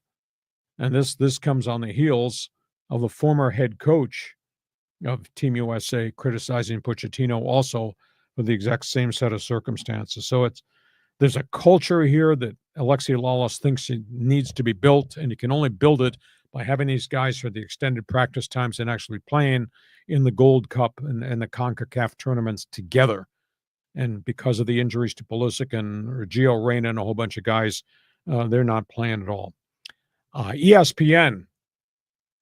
Do you recall early in the day when ESPN first started, they did interview programs, and we had never ever seen anything like that on TV before. Remember the round table, ESPN Writers Roundtable? Yeah. The Bob Ryans of the world. It was really cool. the reporters. The reporters. Yeah. It was they filmed that in Times Square. Right. So anyhow, they started that, and then of course they started Around the Horn. Right. Where they brought sports writers on from every city, and they became guests on a regular basis. Well, ESPN's Around the Horn ran 23 years, over 4,900 episodes. So this podcast got a lot of work to do to catch them. But they were on for 23 years, and they've just ended their long run. And I thought back to that, and I totally, you watch so much TV, and there's so much to cover, and I write, and we talk about it. You forget the early stages of what ESPN was. And I thought to myself one night, I'm sitting there drinking a beer, and I said, God, I remember the Reporters Roundtable. How cool that was. The first time I'd ever seen it. It was the first time I met Chris Mortensen, the late great NFL reporter, and all those guys were on. I said, that was cool, the reporters and Bob Ryan. And then the Roundtable. We'd never, ever seen that discussion before. Guys in 4 different cities arguing, the guy from Denver, Woody Page, arguing with Bill Plaschke of the LA Times and yelling at some guy from New York. So that was kind of cool. So 23-year run. ESPN's really different now, a.k.a. Stephen Smith yelling at everybody. But, you think back, they were pioneers. They did something that had never been done before on TV. So, John, I was long-winded. There's an awful lot there to talk about. Go ahead. Go from green flags, black flags, Indy 500 to all things soccer. Okay, so the Indy 500, there were so many wrecks in the beginning of that. And then there was the rain and everything else. But the guy, what was the driver's name that in the warm-up lap was just kind of wiggling his tires to kind of heat him up? Scott McLaughlin, defending champion, wrecked his car. Exactly. And so he felt horrible. And I was just feeling the pain with that guy. I mean, he didn't even get to the start of the race. No, exactly. And he had crashed in warm-ups during the week or in practice laps during the week. The end result was there was cloud cover in Indy. So the track was not hot, which was great because that means you're going to get super speeds. But the problem is you got cold tires on a cool down track. You got to heat those tires up. And that's why those guys are doing this. Mm-hmm. And he lost control.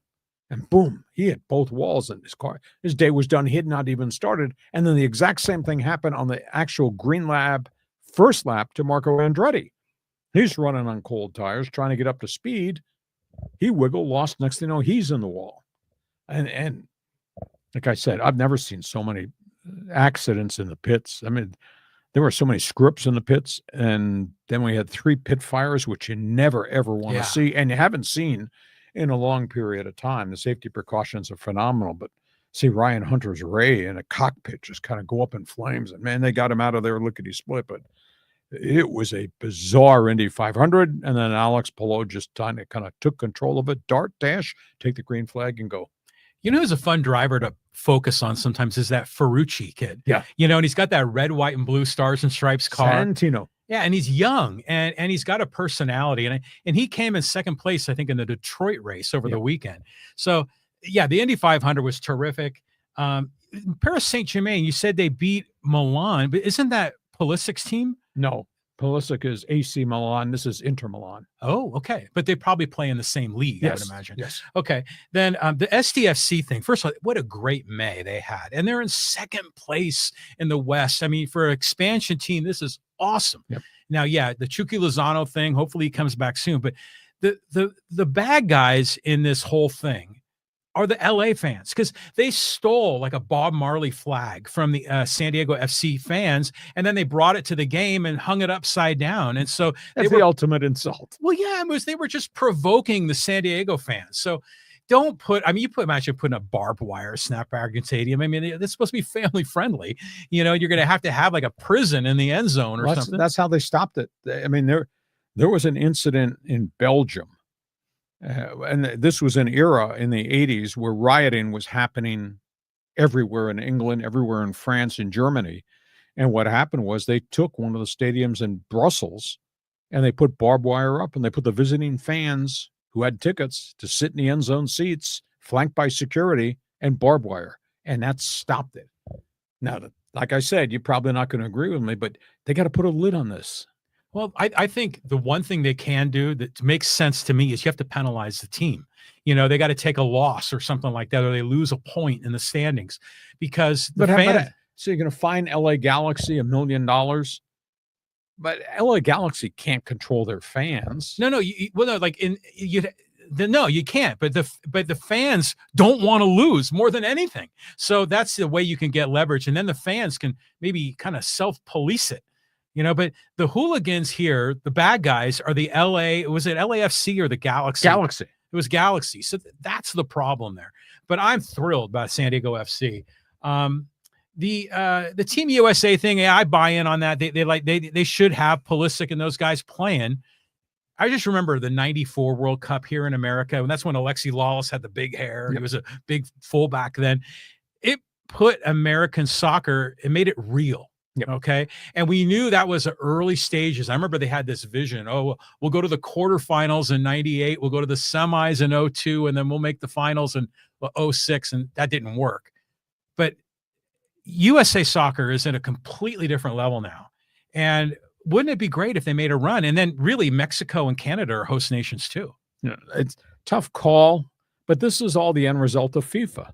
FIFA's got all these extra things they want these clubs to play. These players have no downtime.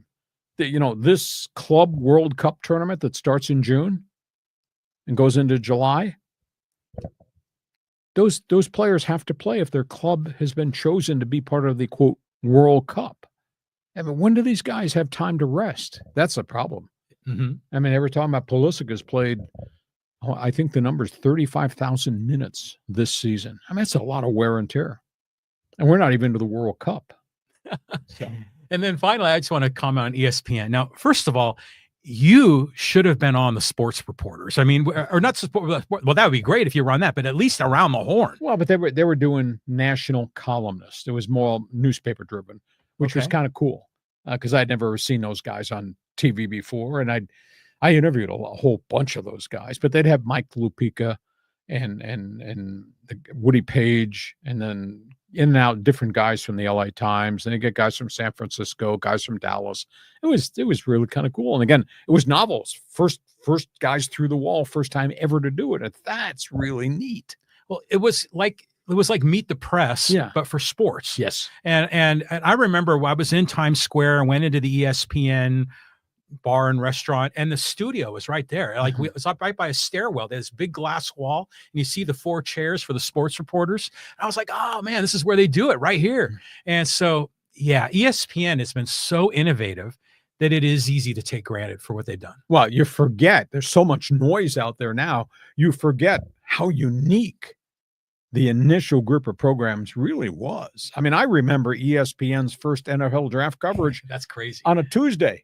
There were 2 guys there. There's Bob Lee and Paul Zimmerman from Sports Illustrated, and they were reading out of Paul's book, and that was it. There weren't graphics. There weren't videos. There weren't boards. There weren't live shots into somebody's war room. Now it's a monstrously big production. Back in the day, it was almost like black and white TV. Well, it was more like a fantasy football draft with a bunch of guys sitting around naming names and got a whiteboard or a chalkboard to write it down. Kind of different than Stephen A. Smith yelling at somebody every hour of every minute of every day, or Chris Russo doing whatever the Mad Dog does. Exactly. Okay, all things we have covered, topics on the table. This podcast is brought to you by DIXIELINE Lumber and Home Centers, 9 locations to serve you in San Diego. You got projects, they've got materials, you want ideas, they'd be glad to be your best friend, your consultant. Just go to DIXIELINE.com and just see all the things they have to offer. It is time for Fans Forum. The chat box is open. I don't know, John, this might be the longest podcast we've done all year in the 3 years we've been together. My God, there's a lot of stuff here to talk about. You think there's a few people there got opinions? Yeah, I think so. And I think there's a backlog because we were out for a week. Okay, let's start off with Matthew. Again, you give us money, you go to the top of the list. Matthew says, by the way, thank you, Matthew, 1999. What will be the difference of games for teams that do make the National League playoffs and who miss it? In which scenarios do you see the Padres being buyers or sellers?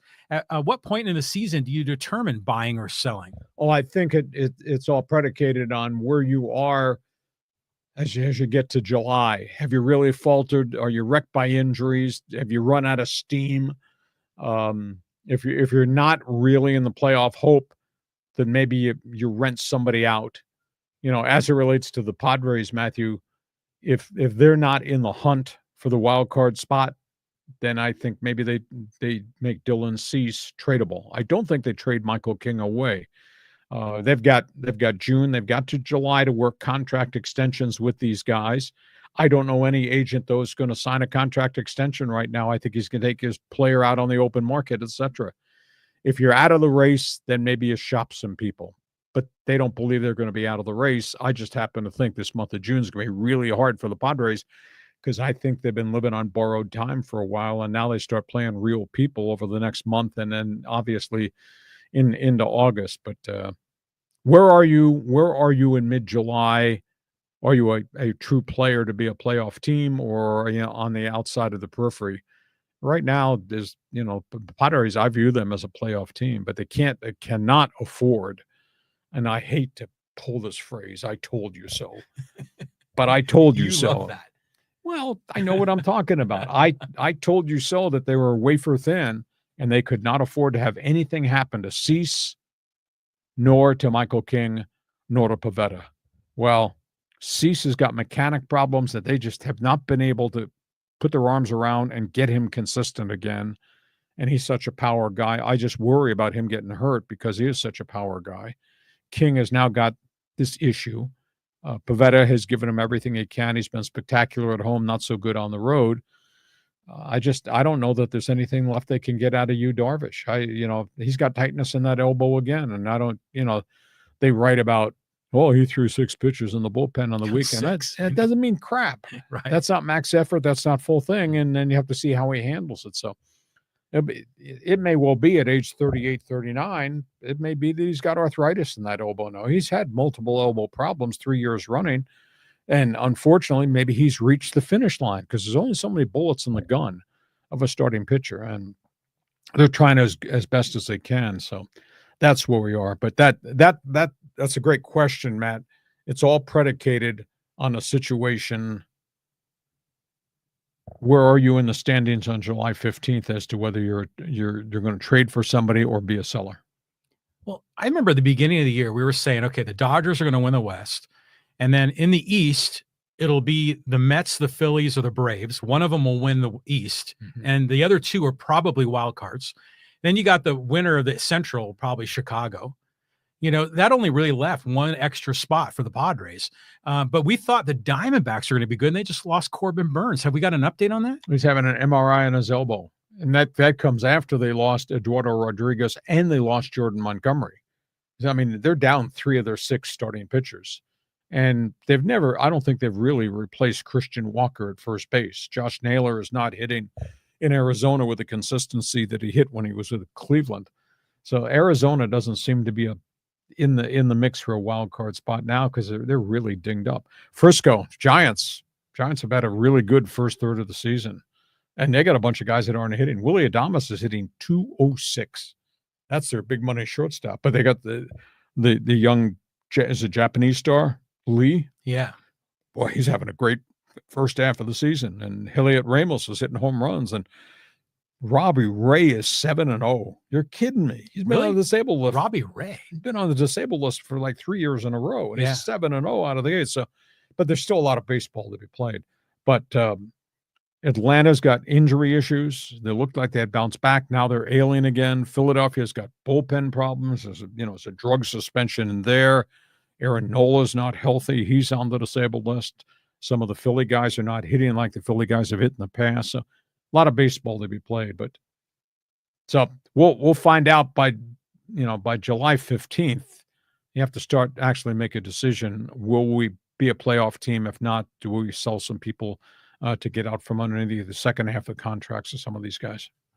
Oh, by the way, the center fielder for the Giants, I think he's from Korea, isn't he? Not Japan. Is it Jung? Yeah, last name is Lee. Jung-Hoo Lee? Jung-Hoo or Soo, I think. Yeah. But my buddy that is a huge Giants fan, lives up in North Beach in the city. And we just made a bet today.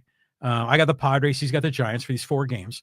And the loser has to pay for dinner at the House of Prime Rib in San Francisco. Are you allowed to take your co-host with you? If you want to pile in with Sniffer in the back seat of my car.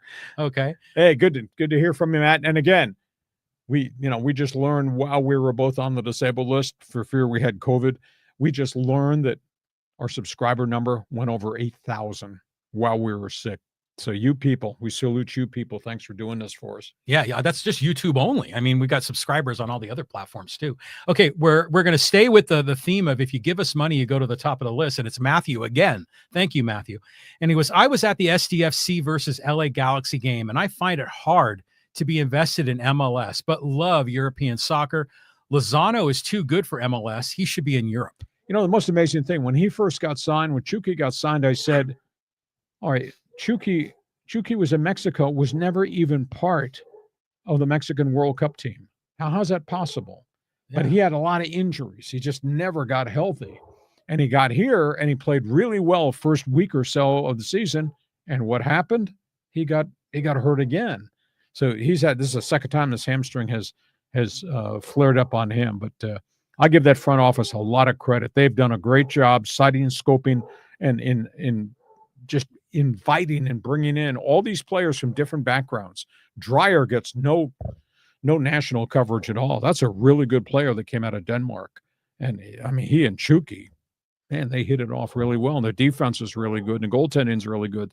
To have an expansion team starting from absolute ground zero and to be where they are, 9 wins this season? 9-5-3, I think it is. Something. I mean, they're doing really well. That's amazing how they put this thing together. So it's really been impressive. You know, I mean, obviously European soccer is a whole other thing, La Liga and, we're talking about Italy and Portugal and Spain and France and all these leagues, the Premier League. But it's just cool having our own thing, It's okay. It's like being a team that got a AA baseball team, and you've got a team and you got guys you can follow and root for and learn about them. And so that's what we're doing. And it's been a great run. And the soccer is still very entertaining. Yeah, we still got half a season to play. Yeah. But how about that Galaxy game, with that goal, like within the final minute of extra time, that was just fantastic. I mean, I sat there and I watched that thing, and that was a defender's mistake. And all of a sudden it was 2-on-1 going the other way. Mm-hmm. And Dreyer came up the right side with the ball. Chucky trailed him. Chucky cut to the middle of the box. Dreyer pinpoint pass. Chucky with the header beat the defender, knocked it into the net. I mean, it's what they've done in terms of talent level in year one. Really, really impressive. Okay. Next one. Let's talk some Angels here with a person who doesn't really have a name.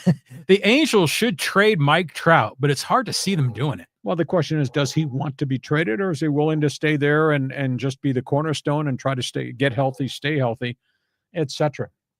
Real tough call for the Angels. Somebody had written me an email and said, Lee, this is absolutely terrible what's gone on there. Perry Manazian doesn't deserve the job. Well, that's not necessarily true. I think Perry has done as good a job as he can humanly do in a tough set of circumstances. I mean, they started in ground zero, and they've had injuries, they've had tragedies, they've had just guys who not played very well and earned their pay. And it's tough to build it through the farm system. It takes a lot of time, but you see flashes and you say, wow, Zach Neto is pretty impressive. And you see Chanel, and he's hitting 285, and then Logan O'Hoppy's hitting home runs, and you say they're making some progress. Now, they're not all there. They got 2 young outfielders at AA, high draft picks that maybe are going to surface. I'm waiting for Caden Dana, a high draft pick, to surface, a pitcher. But it's just rebuild takes forever, and that's a big issue there. So, unless they can put Trout in a win-win situation for Mike Trout personally, but you got to get a haul back. And then it looks really bad. You're trading a superstar. But how do you fix the thing? Probably by making a 5-for-1 trade of Mike Trout. But you got to hope you get the right 5 people back. Imagine having Trout and Ohtani and being unsuccessful. I mean, it's just insane. Tim Anderson didn't work out, did he? Nope. They cut him. Yeah, they released him as hitting 209 or whatever. And again, they signed a lot of rentals, guys who had some success other places.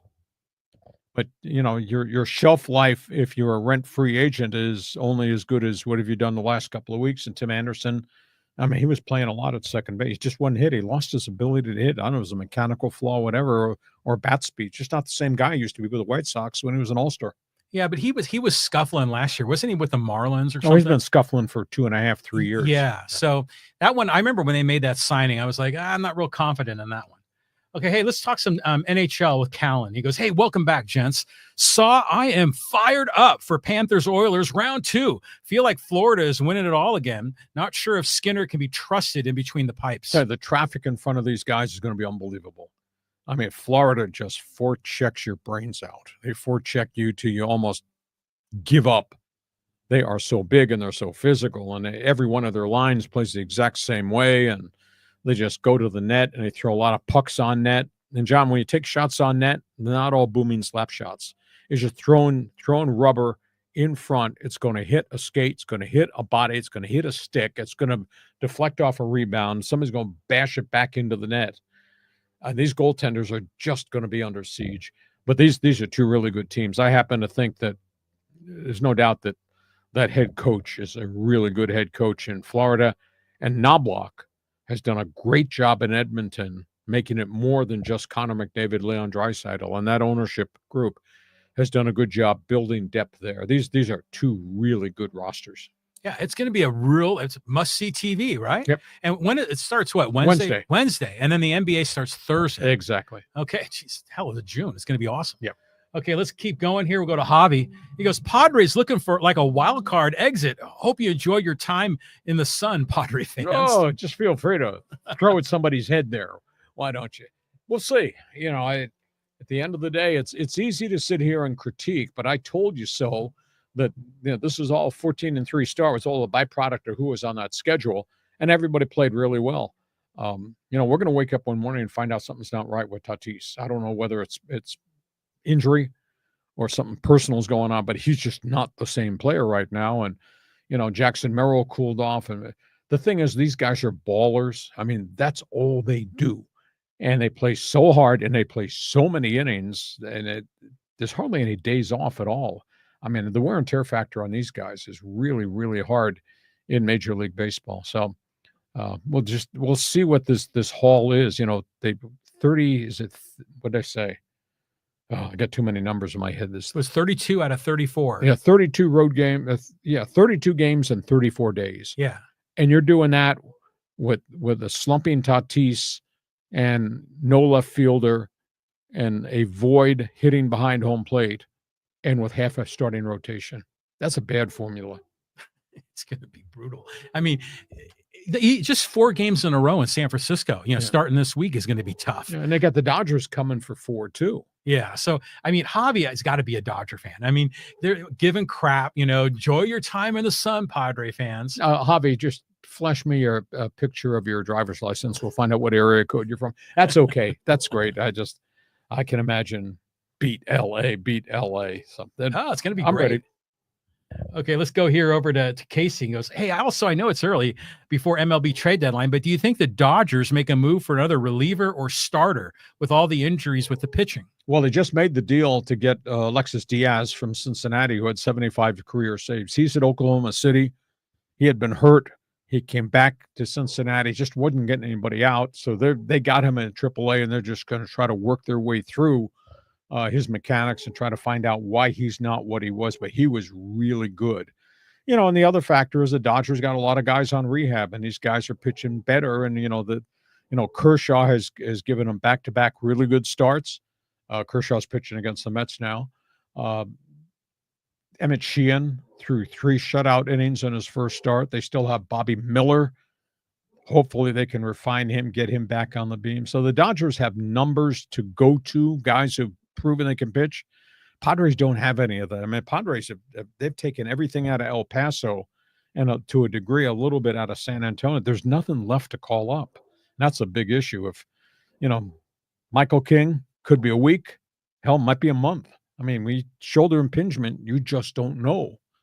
And Darvish, to me, if he's still got tightness in his elbow, and it's been this long since he made that one rehab start, that's not a good sign to me. That seems to be chronic. So they're awful thin in pitching. Well, the Dodgers are going to have Ohtani. They're going to have Snell and Glasnow at some point. Yeah, right? But at some point, but we don't know. Those guys are both on a 60-day DL. So, I mean, but it's possible that they don't need to trade for anybody. They just got to get their guys healthy. Yeah, but that's a big but. And they're also in the process of they got to rebuild Sasaki. I mean, they got his mechanics are all out of sync, and this culture learning curve of pitching at this level has just really set him back. So, I don't know whether Sasaki is going to be of use to them much during the course of the season. But we don't know about Snell. We don't know about Glasnow. Now, who knows? I mean, that could be post All-Star break. Oh, definitely. I mean, you can be excited and say, well, they're going to be here July 5th. You don't know if they're going to be here and how they're going to hold up. But with all this craziness and chaos going on, they're still in first place. Yeah, exactly. And so I figured the LA fans saying, hey, man, just stay in first. It's okay. The cavalry's coming. Well, they got more on the way than the Padres have, because Padres don't have anybody on the way now. Well, Matt Waldron.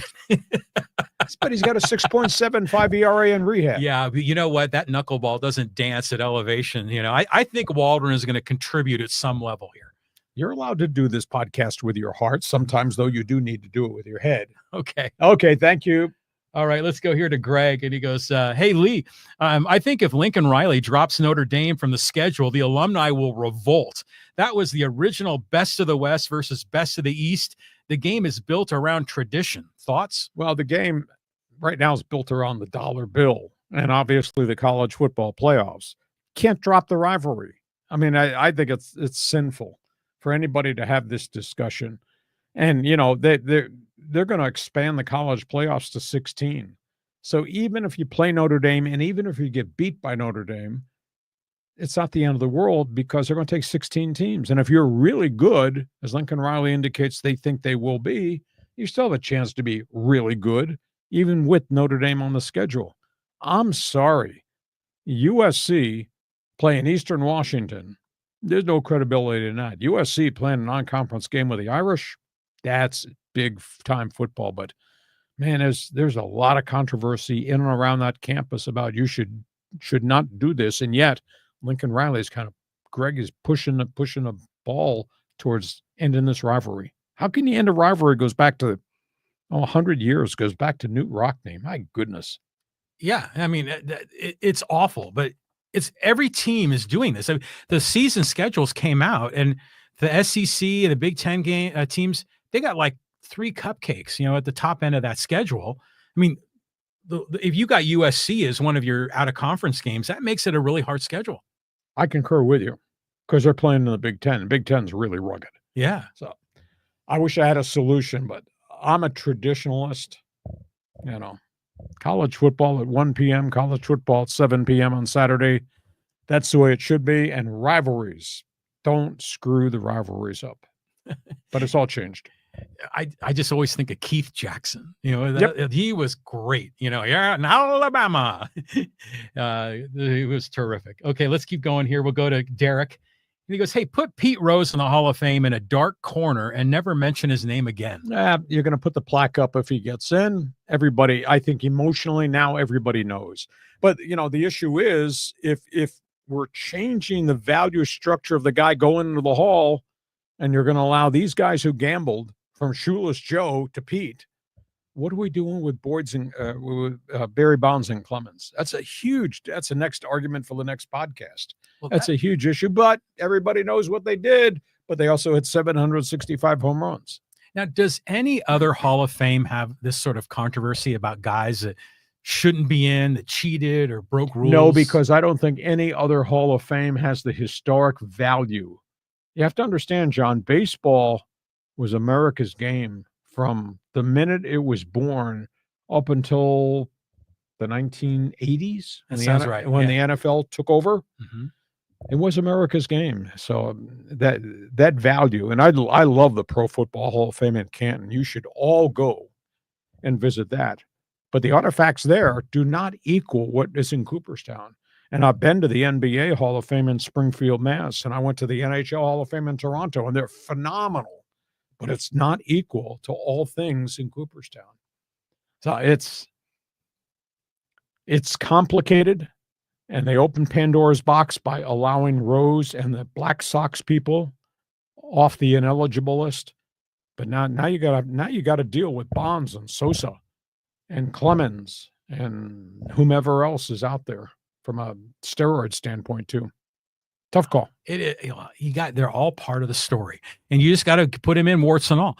The Cooperstown is like a slice of Americana, isn't it? I mean, it's more than just baseball.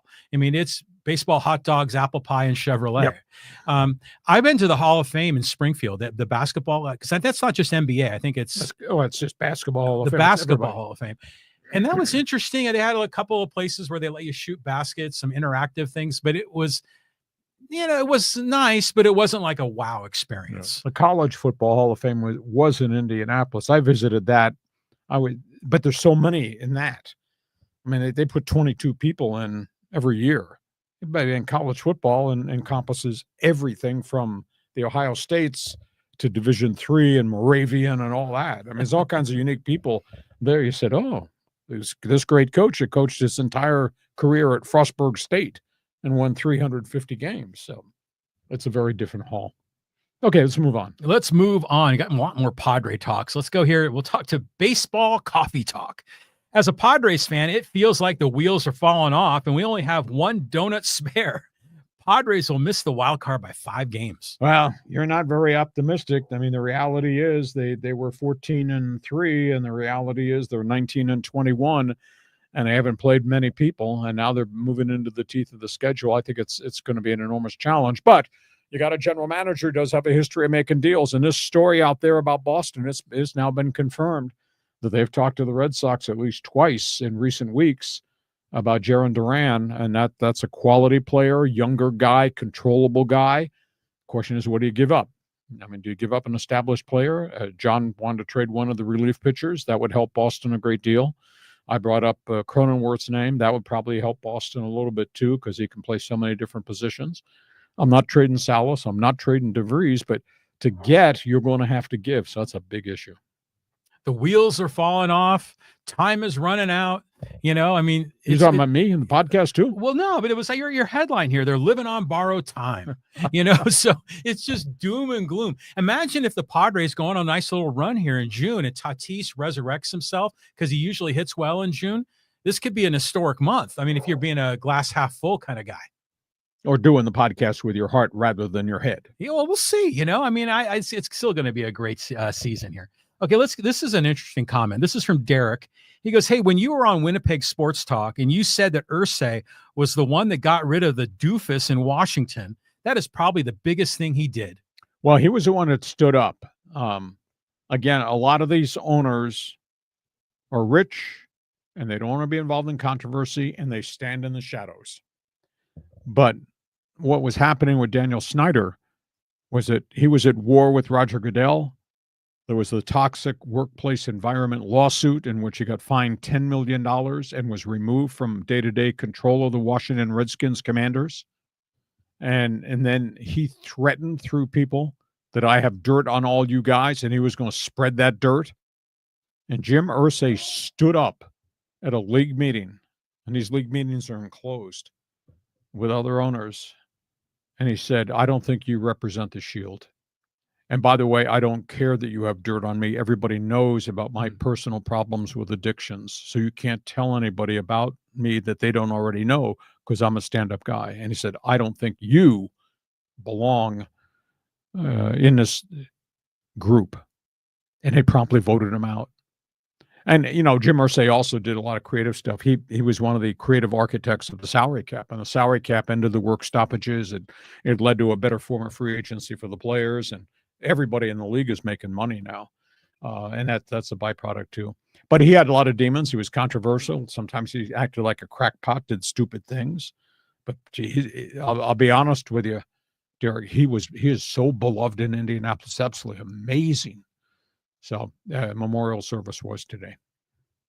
Yeah, rest in peace, Jim Irsay. Yeah. But you're talking about Daniel Snyder. Oh. Is Snyder the worst owner in all of professional sports, or maybe is it Sterling of the Clippers? I mean, who would you say are the worst owners ever? I would have to say Sterling, because I think he was an unmitigated racist on top of being a bad businessman, bad citizen. I mean, the lawsuits involving Sterling off the floor with his housing and his denigration of minorities, and just that's why he was expelled from the NBA. He was a really bad guy. There've been bad owners everywhere. Charlie Finley was all about Charlie Finley and money, and he lost. Charlie Finley is the reason baseball free agency occurred, because he owned the Kansas City A's and the Oakland A's, and he defaulted on contracts, and Jim Catfish Hunter sued him and said, "You breached my contract." And he said, "No, I don't." And they went to arbitration, and the arbitrator said, "You violated his contract. That man's a free agent." And then it followed the lawsuit about, when my contract is up, I can go on the open market. And baseball lost that lawsuit too. And this is all because of Charlie Finley. So yeah, there've been a lot of bad citizens, just because you own or are rich does not mean you're a good person. Robert Irsay was horrible in Baltimore, just a horrible person. Oh, that's the father. That was the father of Jim Irsay. Mm-hmm. And he's the one that he was a raging alcoholic and just all kinds of trouble. But he was rich and he owned the team. So, well, another bad owner, I mean, not from a character perspective, but as a business perspective, has got to be Monfort in Colorado Rockies. Well, might be a good person, but he wrecked a regional franchise. I mean, it's just absolutely terrible what the Rockies have become in a market that drew 4 million. Just absolutely amazing. That's unbelievable. Yep. Okay, keep on moving. How about my guy? John Hopkins has been there for a while. Let's go to John. Okay. AJ Preller has to look at what he gave Washington, CJ Abrams, James Wood, Mackenzie Gore, and Robert Hassel III, and wonder, what the hell was I thinking? And Josh Bell is back in DC too, hitting .375, 3 homers, 7 RBIs in his last 7 games. Think any of those guys couldn't fill some holes in the Padre lineup? Well, understand, one deal was with prospects who had yet to prove themselves at the major league level. That obviously, allowed you to get access to Soto. And then you moved Soto a year later, which allowed you to get access to pretty good pitching, which also allowed you to get Dylan Cease and then Michael King. So it sometimes it's really hard to equate all these transactions, because one spills into another, and there's some dominoes that fall out of that into another deal, etc. End of the day, Washington's got all these cornerstone young players, but are they winning? Are they 500? Yeah, something like that. No. So Washington's not completely back, but that again falls on Washington for not spending money. That falls on Washington for having the bad luck with Steven Strasburg's career ending so prematurely because he just physically broke down. It falls on Washington as it relates to Bryce Harper. There's a lot of mosaic things there, John. You raise a good point, but there's a lot of other things that allowed Washington to beat where they were to what happened to Washington. Does it make sense? It does. I mean, I know as Padre fans, we knew we gave up a lot in that deal, but that's what it took, to get supposedly the best hitter in baseball. And then he came here and laid an egg for most of the time. Soto was here. Now Soto's stinking up the joint with the Mets. Is just crazy. But this James Woods guy, I mean, he is just crushing the ball. Yep. I mean, it's really impressive. He's a player, and then, they just called up Hassel. Hassel's hitting. And C.J. Abrams locked in as a star. And so, making deals is really hard. And you make one deal to solve one problem. Maybe you create another problem along the way. We'll just see what Preller does. He does have a history. He has no fear at all of making transactions. And, they've made calls to Boston to talk about the Duran potential of a deal. But Boston's got some other holes. I thought Boston was really going to be the player in the American League East, but their pitching staff has never really gotten healthy. Crochet has pitched well. Nobody else has. All the kid pitchers have been hurt. Relievers have had problems. So, and losing Cassis, the first baseman, Tristan Cassis, who blew out that knee running down the baseline. It's just a lot of injury issues have really sidetracked everything that was supposed to be happening at Fenway Park. So, I mean, Yankees are in first place. I never thought that was possible. Now, there's still a lot of baseball to be played. I kept projecting Baltimore did not do enough for their pitching. Look where Baltimore is. They're out of the race already. They've really taken a step back, and Boston's obviously had a lot of people gotten hurt. Now, help me out on this whole Rafael Devers thing. I mean, has it sorted itself out now that Bregman is hurt?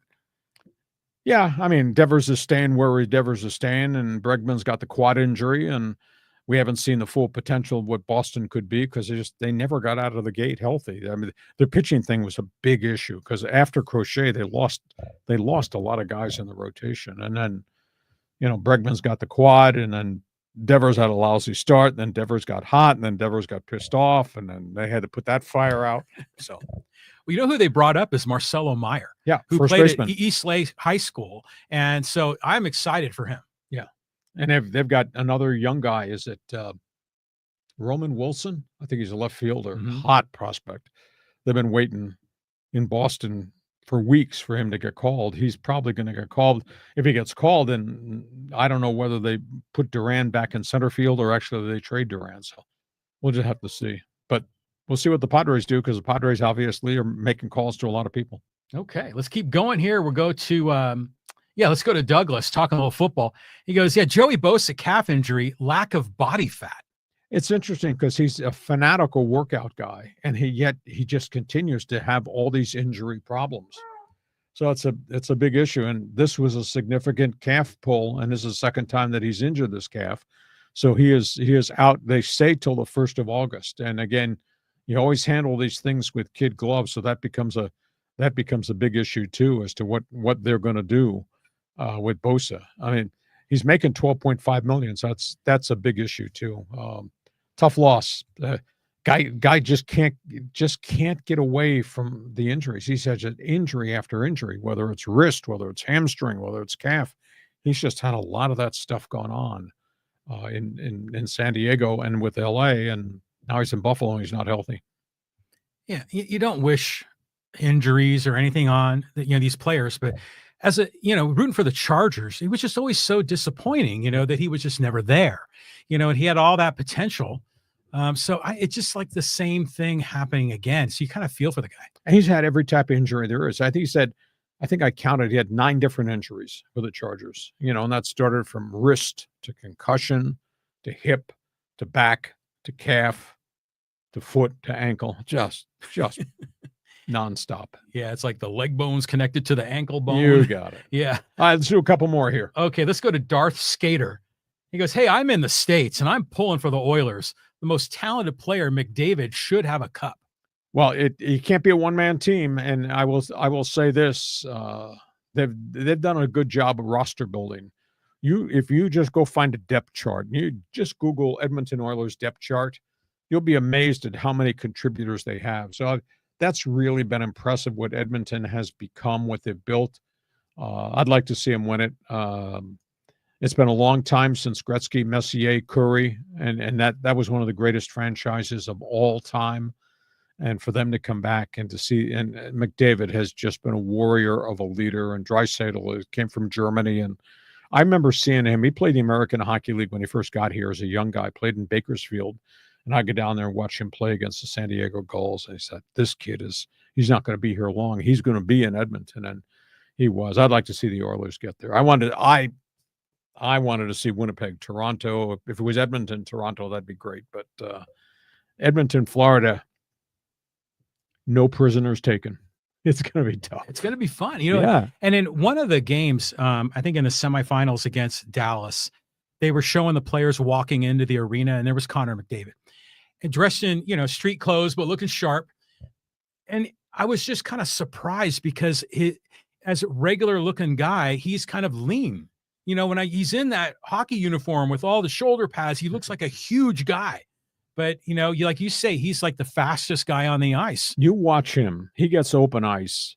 How quick he is out of the zone, through center ice, into the zone. It's hard to check him.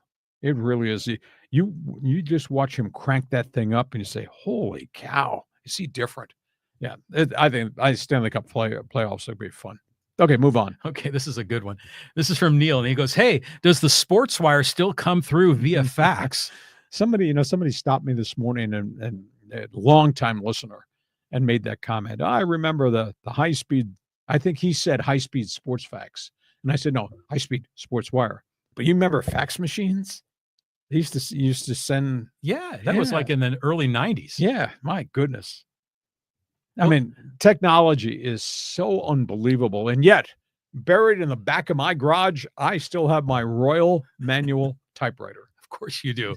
You know, when I remember listening to you on Extra 690, and you would talk about the high-speed sports wire, and I just had this vision in my head of like those old-fashioned stock tickers, with the little stock ticker tape that people were reading it, as it was coming off. I just had that vision. But really, what was your sports wire? Was it just fax? No, the sports wire. No. Sports wire was a printer that you would subscribe to Associated Press, the Associated Press sports wire. It would run 24 hours. It would print every story that the Associated Press wrote that would go to all the newspapers around the country. Oh. But we, by contract, got access to it in radio. I had it in Cleveland. I had it in Phoenix. And I got it in San Diego. So when I would go into work at midday, because at that point, I wasn't on the air till 4 p.m. or 6 p.m., but I would go into work. This is pre-computer internet era. And I'd go into the newsroom. We had all the different wires. We had the AP wire. We had the state wire. We had a local wire from, I think it was called the City News Service. We had the sports wire. And I would roll the copy up, and I'd get about this much wire copy. And I'd go into my office, and I'd sit, and I'd go through the stories that I wanted, and and it'd be the baseball stories, the football stories, and I would have all the stuff that the newspapers wouldn't be able to print till the next day. Oh, but it ran 24 hours a day. That's why it was breaking news. It was breaking news. And the other thing, there was a separate thing. I think it was called the Sports Ticker, which ran scores. That was the small, thin tape. Oh, like the stock market. Stock market tape. Yeah, exactly. And that would have every half inning of Major League Baseball. If there was a home run hit, there'd be Cincinnati 2, Pittsburgh 1, such and such hit a 2-run home run in the 5th inning. So during my breaks, I'd run into the newsroom to check the sports wire, but also check the sports ticker. I'd be running down the hallway with all this wire copy falling out of my hands. So, well, 25 years ago, I worked for an internet company when, the first .com bubble busted. And our company here in San Diego ran the sports scoreboard page on America Online, and also ran all their fantasy sports. And we subscribed to Sports Ticker. And it's interesting how that business model works, because they put stringers out at these games, and they're the ones that are pushing the button for ball strike and where it's going. And then that real-time feed is just powering all these things on the web. It's really cool, actually. Yeah, but your eyeballs will fall out of your head trying to follow all that while you're doing sports talk radio, taking calls and interviewing people, and just... Okay, and then running into Jim Rome in the hallway and everything else. Okay, let's keep trucking here. Showtime LA said he has 2 things here.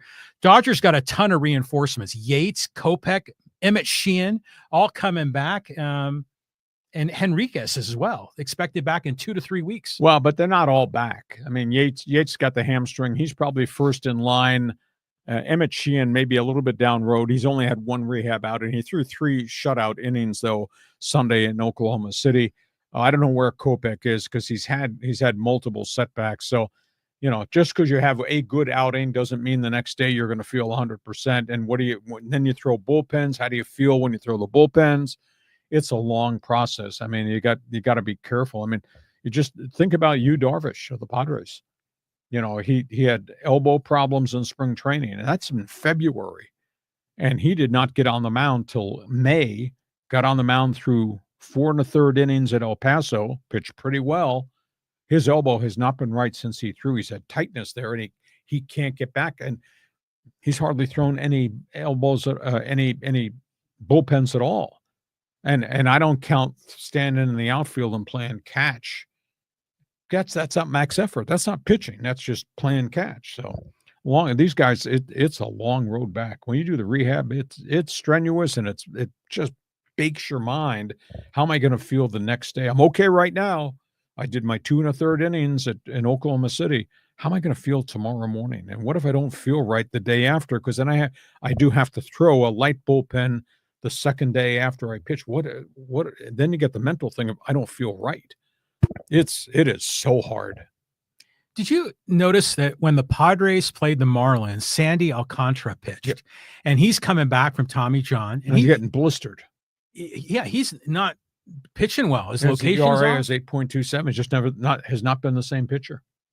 And that guy was dominant.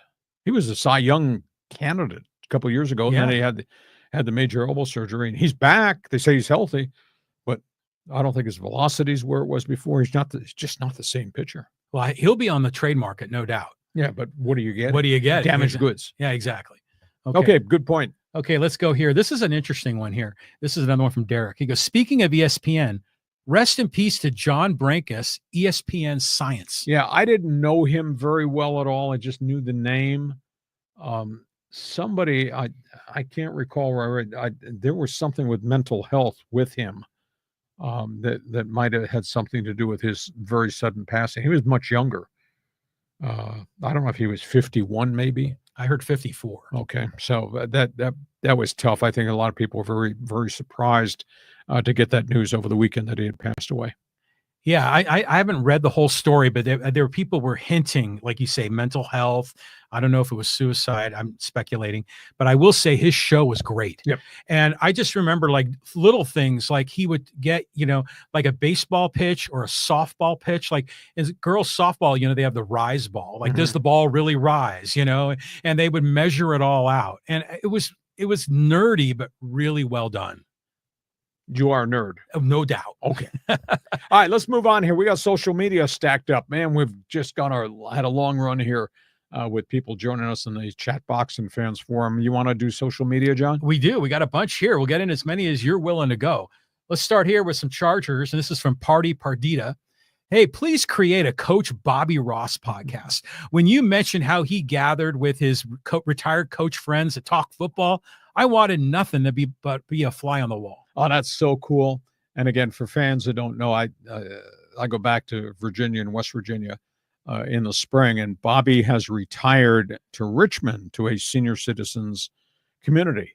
And he's done very well. He fought through some health problems, but coach is pushing 88, maybe. He is sharp as a tack. So when I was in Virginia in the spring, I went and had lunch with him and his brother Donnie, and he'd sit there and I could talk football with him all day. And he was such a great gentleman and such a sharp guy and so demanding of everybody. And he finally moved, he and his wife. He's got 17 grandkids. It's unbelievable. He doesn't send out a Christmas card. He sends out a team picture. It's really hilarious. He's got all 17 grandkids. That's cool. Yeah, it's really neat. But he was telling me about, I moved into this senior community, and we have this nice house on a ridge in the senior village. And he said, I found out there's 2 retired football coaches who are living there too. So they get together on Mondays and Fridays. And on Mondays, they sit there and rehash what happened in the ACC because it's Virginia.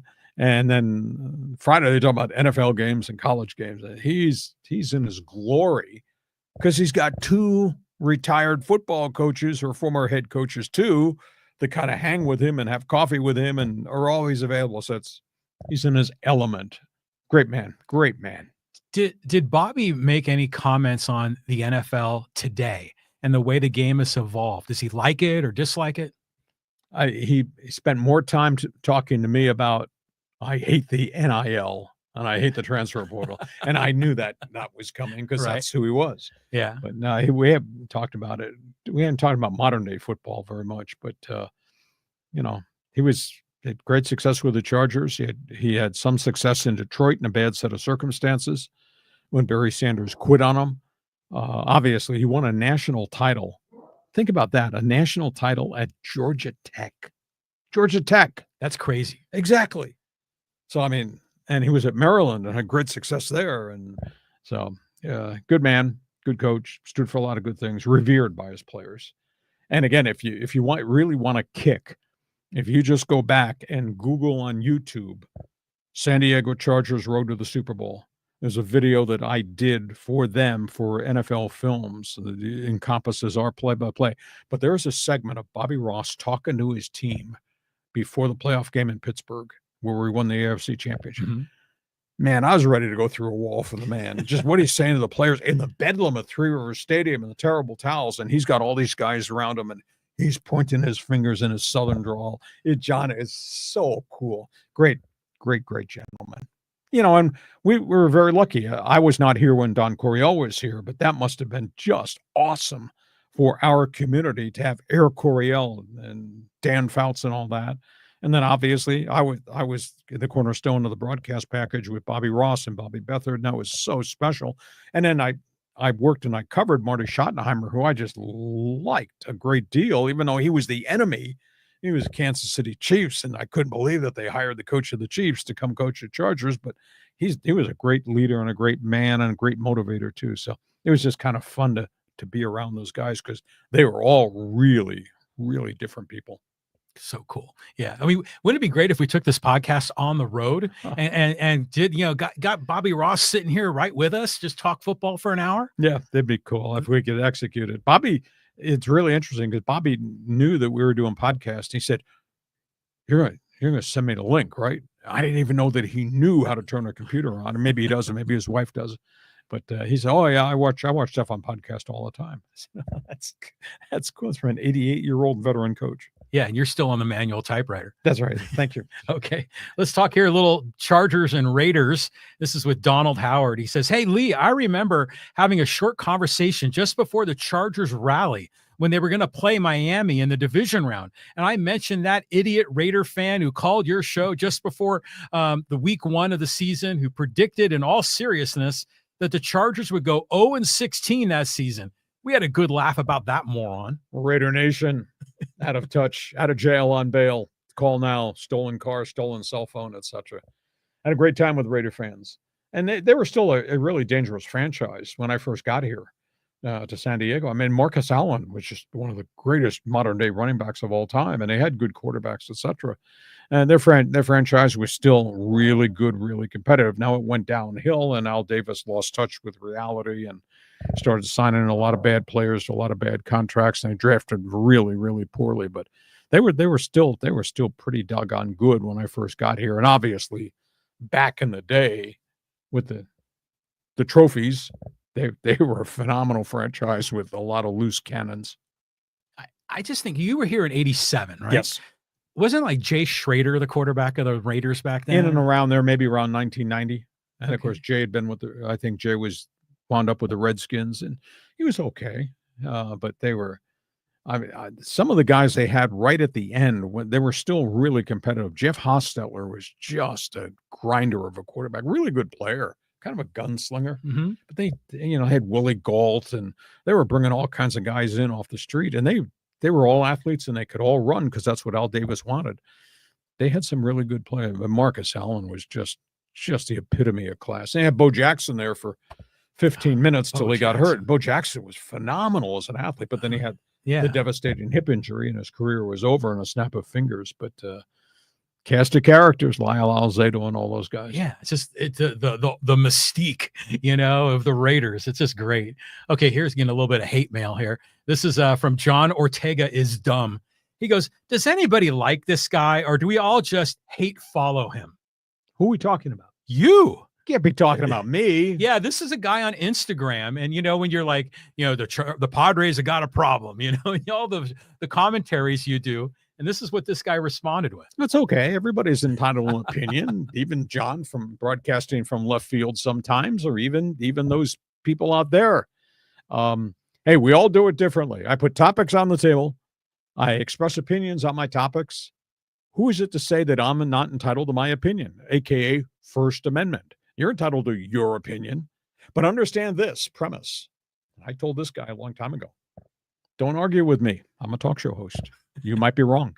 And you'll always get the last word in, but it's interesting because I followed you through almost all of your career in San Diego, and because you make big opinions, you're going to have lovers and haters. Sure. But that's part of the fun of it all, and I just like it. Just the way you always bash on Raider Nation. I think it's just fantastic, content when you were on 690, 1090, and we still do it in the podcast. And the Raider Nation that disliked me, that was a Raider Nation also came up to me, Oakland Coliseum, smoking joints. Well, they offered you one, right? Offered me joints. Yeah. Or offered, you want a beer? 9:30 in the morning. We're getting ready for a pregame show, and these guys are already 3 sheets to the wind. Now I'll wait till after the game if you want to meet me here. So that's cool. That's all right. It's all good stuff. Okay, let's talk NBA Finals. This is with what is his name? Nuanez John. He says, "Hey, good. I like this new NBA. The young guys don't seem so, quote, let's form a super team minded. I also like this playoff physicality." Well, there's no doubt there's athletes out there. It's a different breed of athletes. And I'd done a commentary a couple of weeks ago. I said the changing of the guard is totally complete in the NBA. I mean, you don't see LeBron playing this weekend, do you? Don't see Giannis. You obviously don't see any of the other great veteran players, Kevin Durant and all them. They're all gone. And here comes Oak City. And I think Oklahoma City, if they don't have any catastrophic injuries, they're going to be good for a long time because they got a lot of assets. They've got a lot of draft picks still stockpiled, have yet to be spent. So it'll be fun. I think that it's going to be hard for Indiana to be in this series. I said Oklahoma City back in October when we did our NBA preview. I thought either Boston or Cleveland would be really tough to reckon with, but injuries decimated those guys. So I think Indiana's going to be roadkill. I think this thing will go 5. Aren't the playoffs so much better than the regular season? Oh, I mean, it's God. like no comparison. Yeah. Do you get excited about Sacramento at Portland on a Thursday night? Yeah. And, and they don't play defense. And at least there's some defense going on here, and it's competitive, and I like that. But you mentioned Giannis. I saw a video of him on X, and it was like a signing thing, and they bring the jersey and he signs it. This little girl brought her jersey and he signed it. And then the little girl gave him a notebook, and it was full of drawings that she had made about Giannis. Oh, that's cool. And she was like 11 years old or something like that. And so Giannis came out from around the table and gave her a big hug. And it was a moment. It was really cool. I mean, Giannis is kind of an interesting character, but he's got a great heart. Yep. He's a good guy. And we're waiting to see whether or not he's asking to be traded because he does not want to be part of rebuild. And Milwaukee's obviously in rebuild. There are rumors everywhere, John, and actually you can read them on my website because I do this rumor segment of what's gone on in the NBA. There's a lot of rumors out there right now of teams putting together packages. Houston, I tend to think, has a lot of the resources to make a deal to get Giannis there. Does he want to go there? I don't know. I've heard Boston. I heard Jaylen Brown could be on the way out. Boston's got money issues. They got real bad luxury tax problems. Boston's have to move some people off that roster. But I heard the Jaylen Brown for Giannis in Milwaukee. That kind of makes sense because Milwaukee's going to have to get equal talent, star talent, back in any transaction, plus a load of number 1 draft picks. So, but Giannis has not publicly stated it's time for me to move on so you can do this rebuild properly. But it's weird how the rumor is floating around out there. Oh, there's rumors of something's going to change in Cleveland. And obviously this offseason, I'll tell you, June and July, it's going to be unbelievable. I mean, this Kevin Durant rumor, that will not go away. There's going to be something significant in Phoenix. Obviously, there's rumors in Cleveland. It's going to make some changes. Boston's got the money issue that they may make some changes. So there's a lot of places that there are going to be some transactions. Okay, let's keep on moving. Now, this is a good one. This is going back to Slapshot. This, by the way, this video on your YouTube channel just gets plays all the time. And this is from BLMR GTR. And he says, hey, there is no sport like hockey. Every sport is unique, but their players represent people in all walks of life from around the world. Hockey players represent hockey, no matter where that player is from. And if you didn't play on a team that had a Hanson Brothers element, or at least played regularly against a team that had a Hanson Brothers element, then you've never really been a hockey player.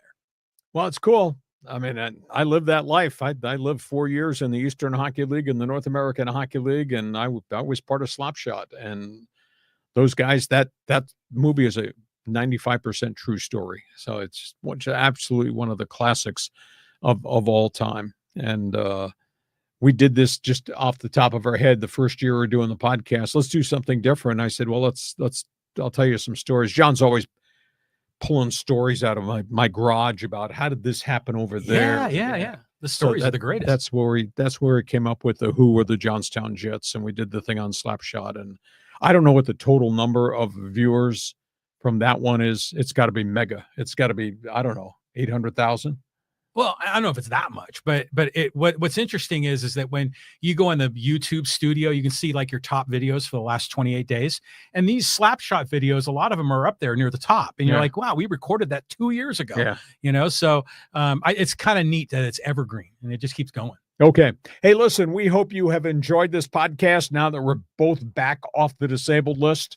We really had a COVID scare. Let me trust you. We thought we were going to wind up today doing this. And actually, we did a podcast in the first year doing this. Yeah, because I actually had COVID. Yeah, John just shares everything with me all the time, including sickness. But listen, we appreciate it. And again, this we say thank you because we just pushed beyond 8,000 subscribers just on the YouTube channel. So want you to share, want you to give us a thumbs up, give us a 5-star rating, subscribe. That way you get on the email list because we got so much stuff that we're sending out. It's just absolutely amazing. And now we're both off the disabled list, ready to go. And we thank you for being part of this. This podcast brought to you by DIXIELINE Lumber and Home Centers, 9 locations to serve you in San Diego. You've got projects, they've got ideas, they've got materials. Just check out the website. Go to DIXIELINE.com. You won't be stunned at all the things they have to offer. John, Padres on borrowed time. We'll find out what this is like. We'll be back here on Thursday to start talking about playing real people. It's good to be back. Good to be back. Right. And thank you for being with us. Always great to have you part of our team on Hacksaw's Headlines.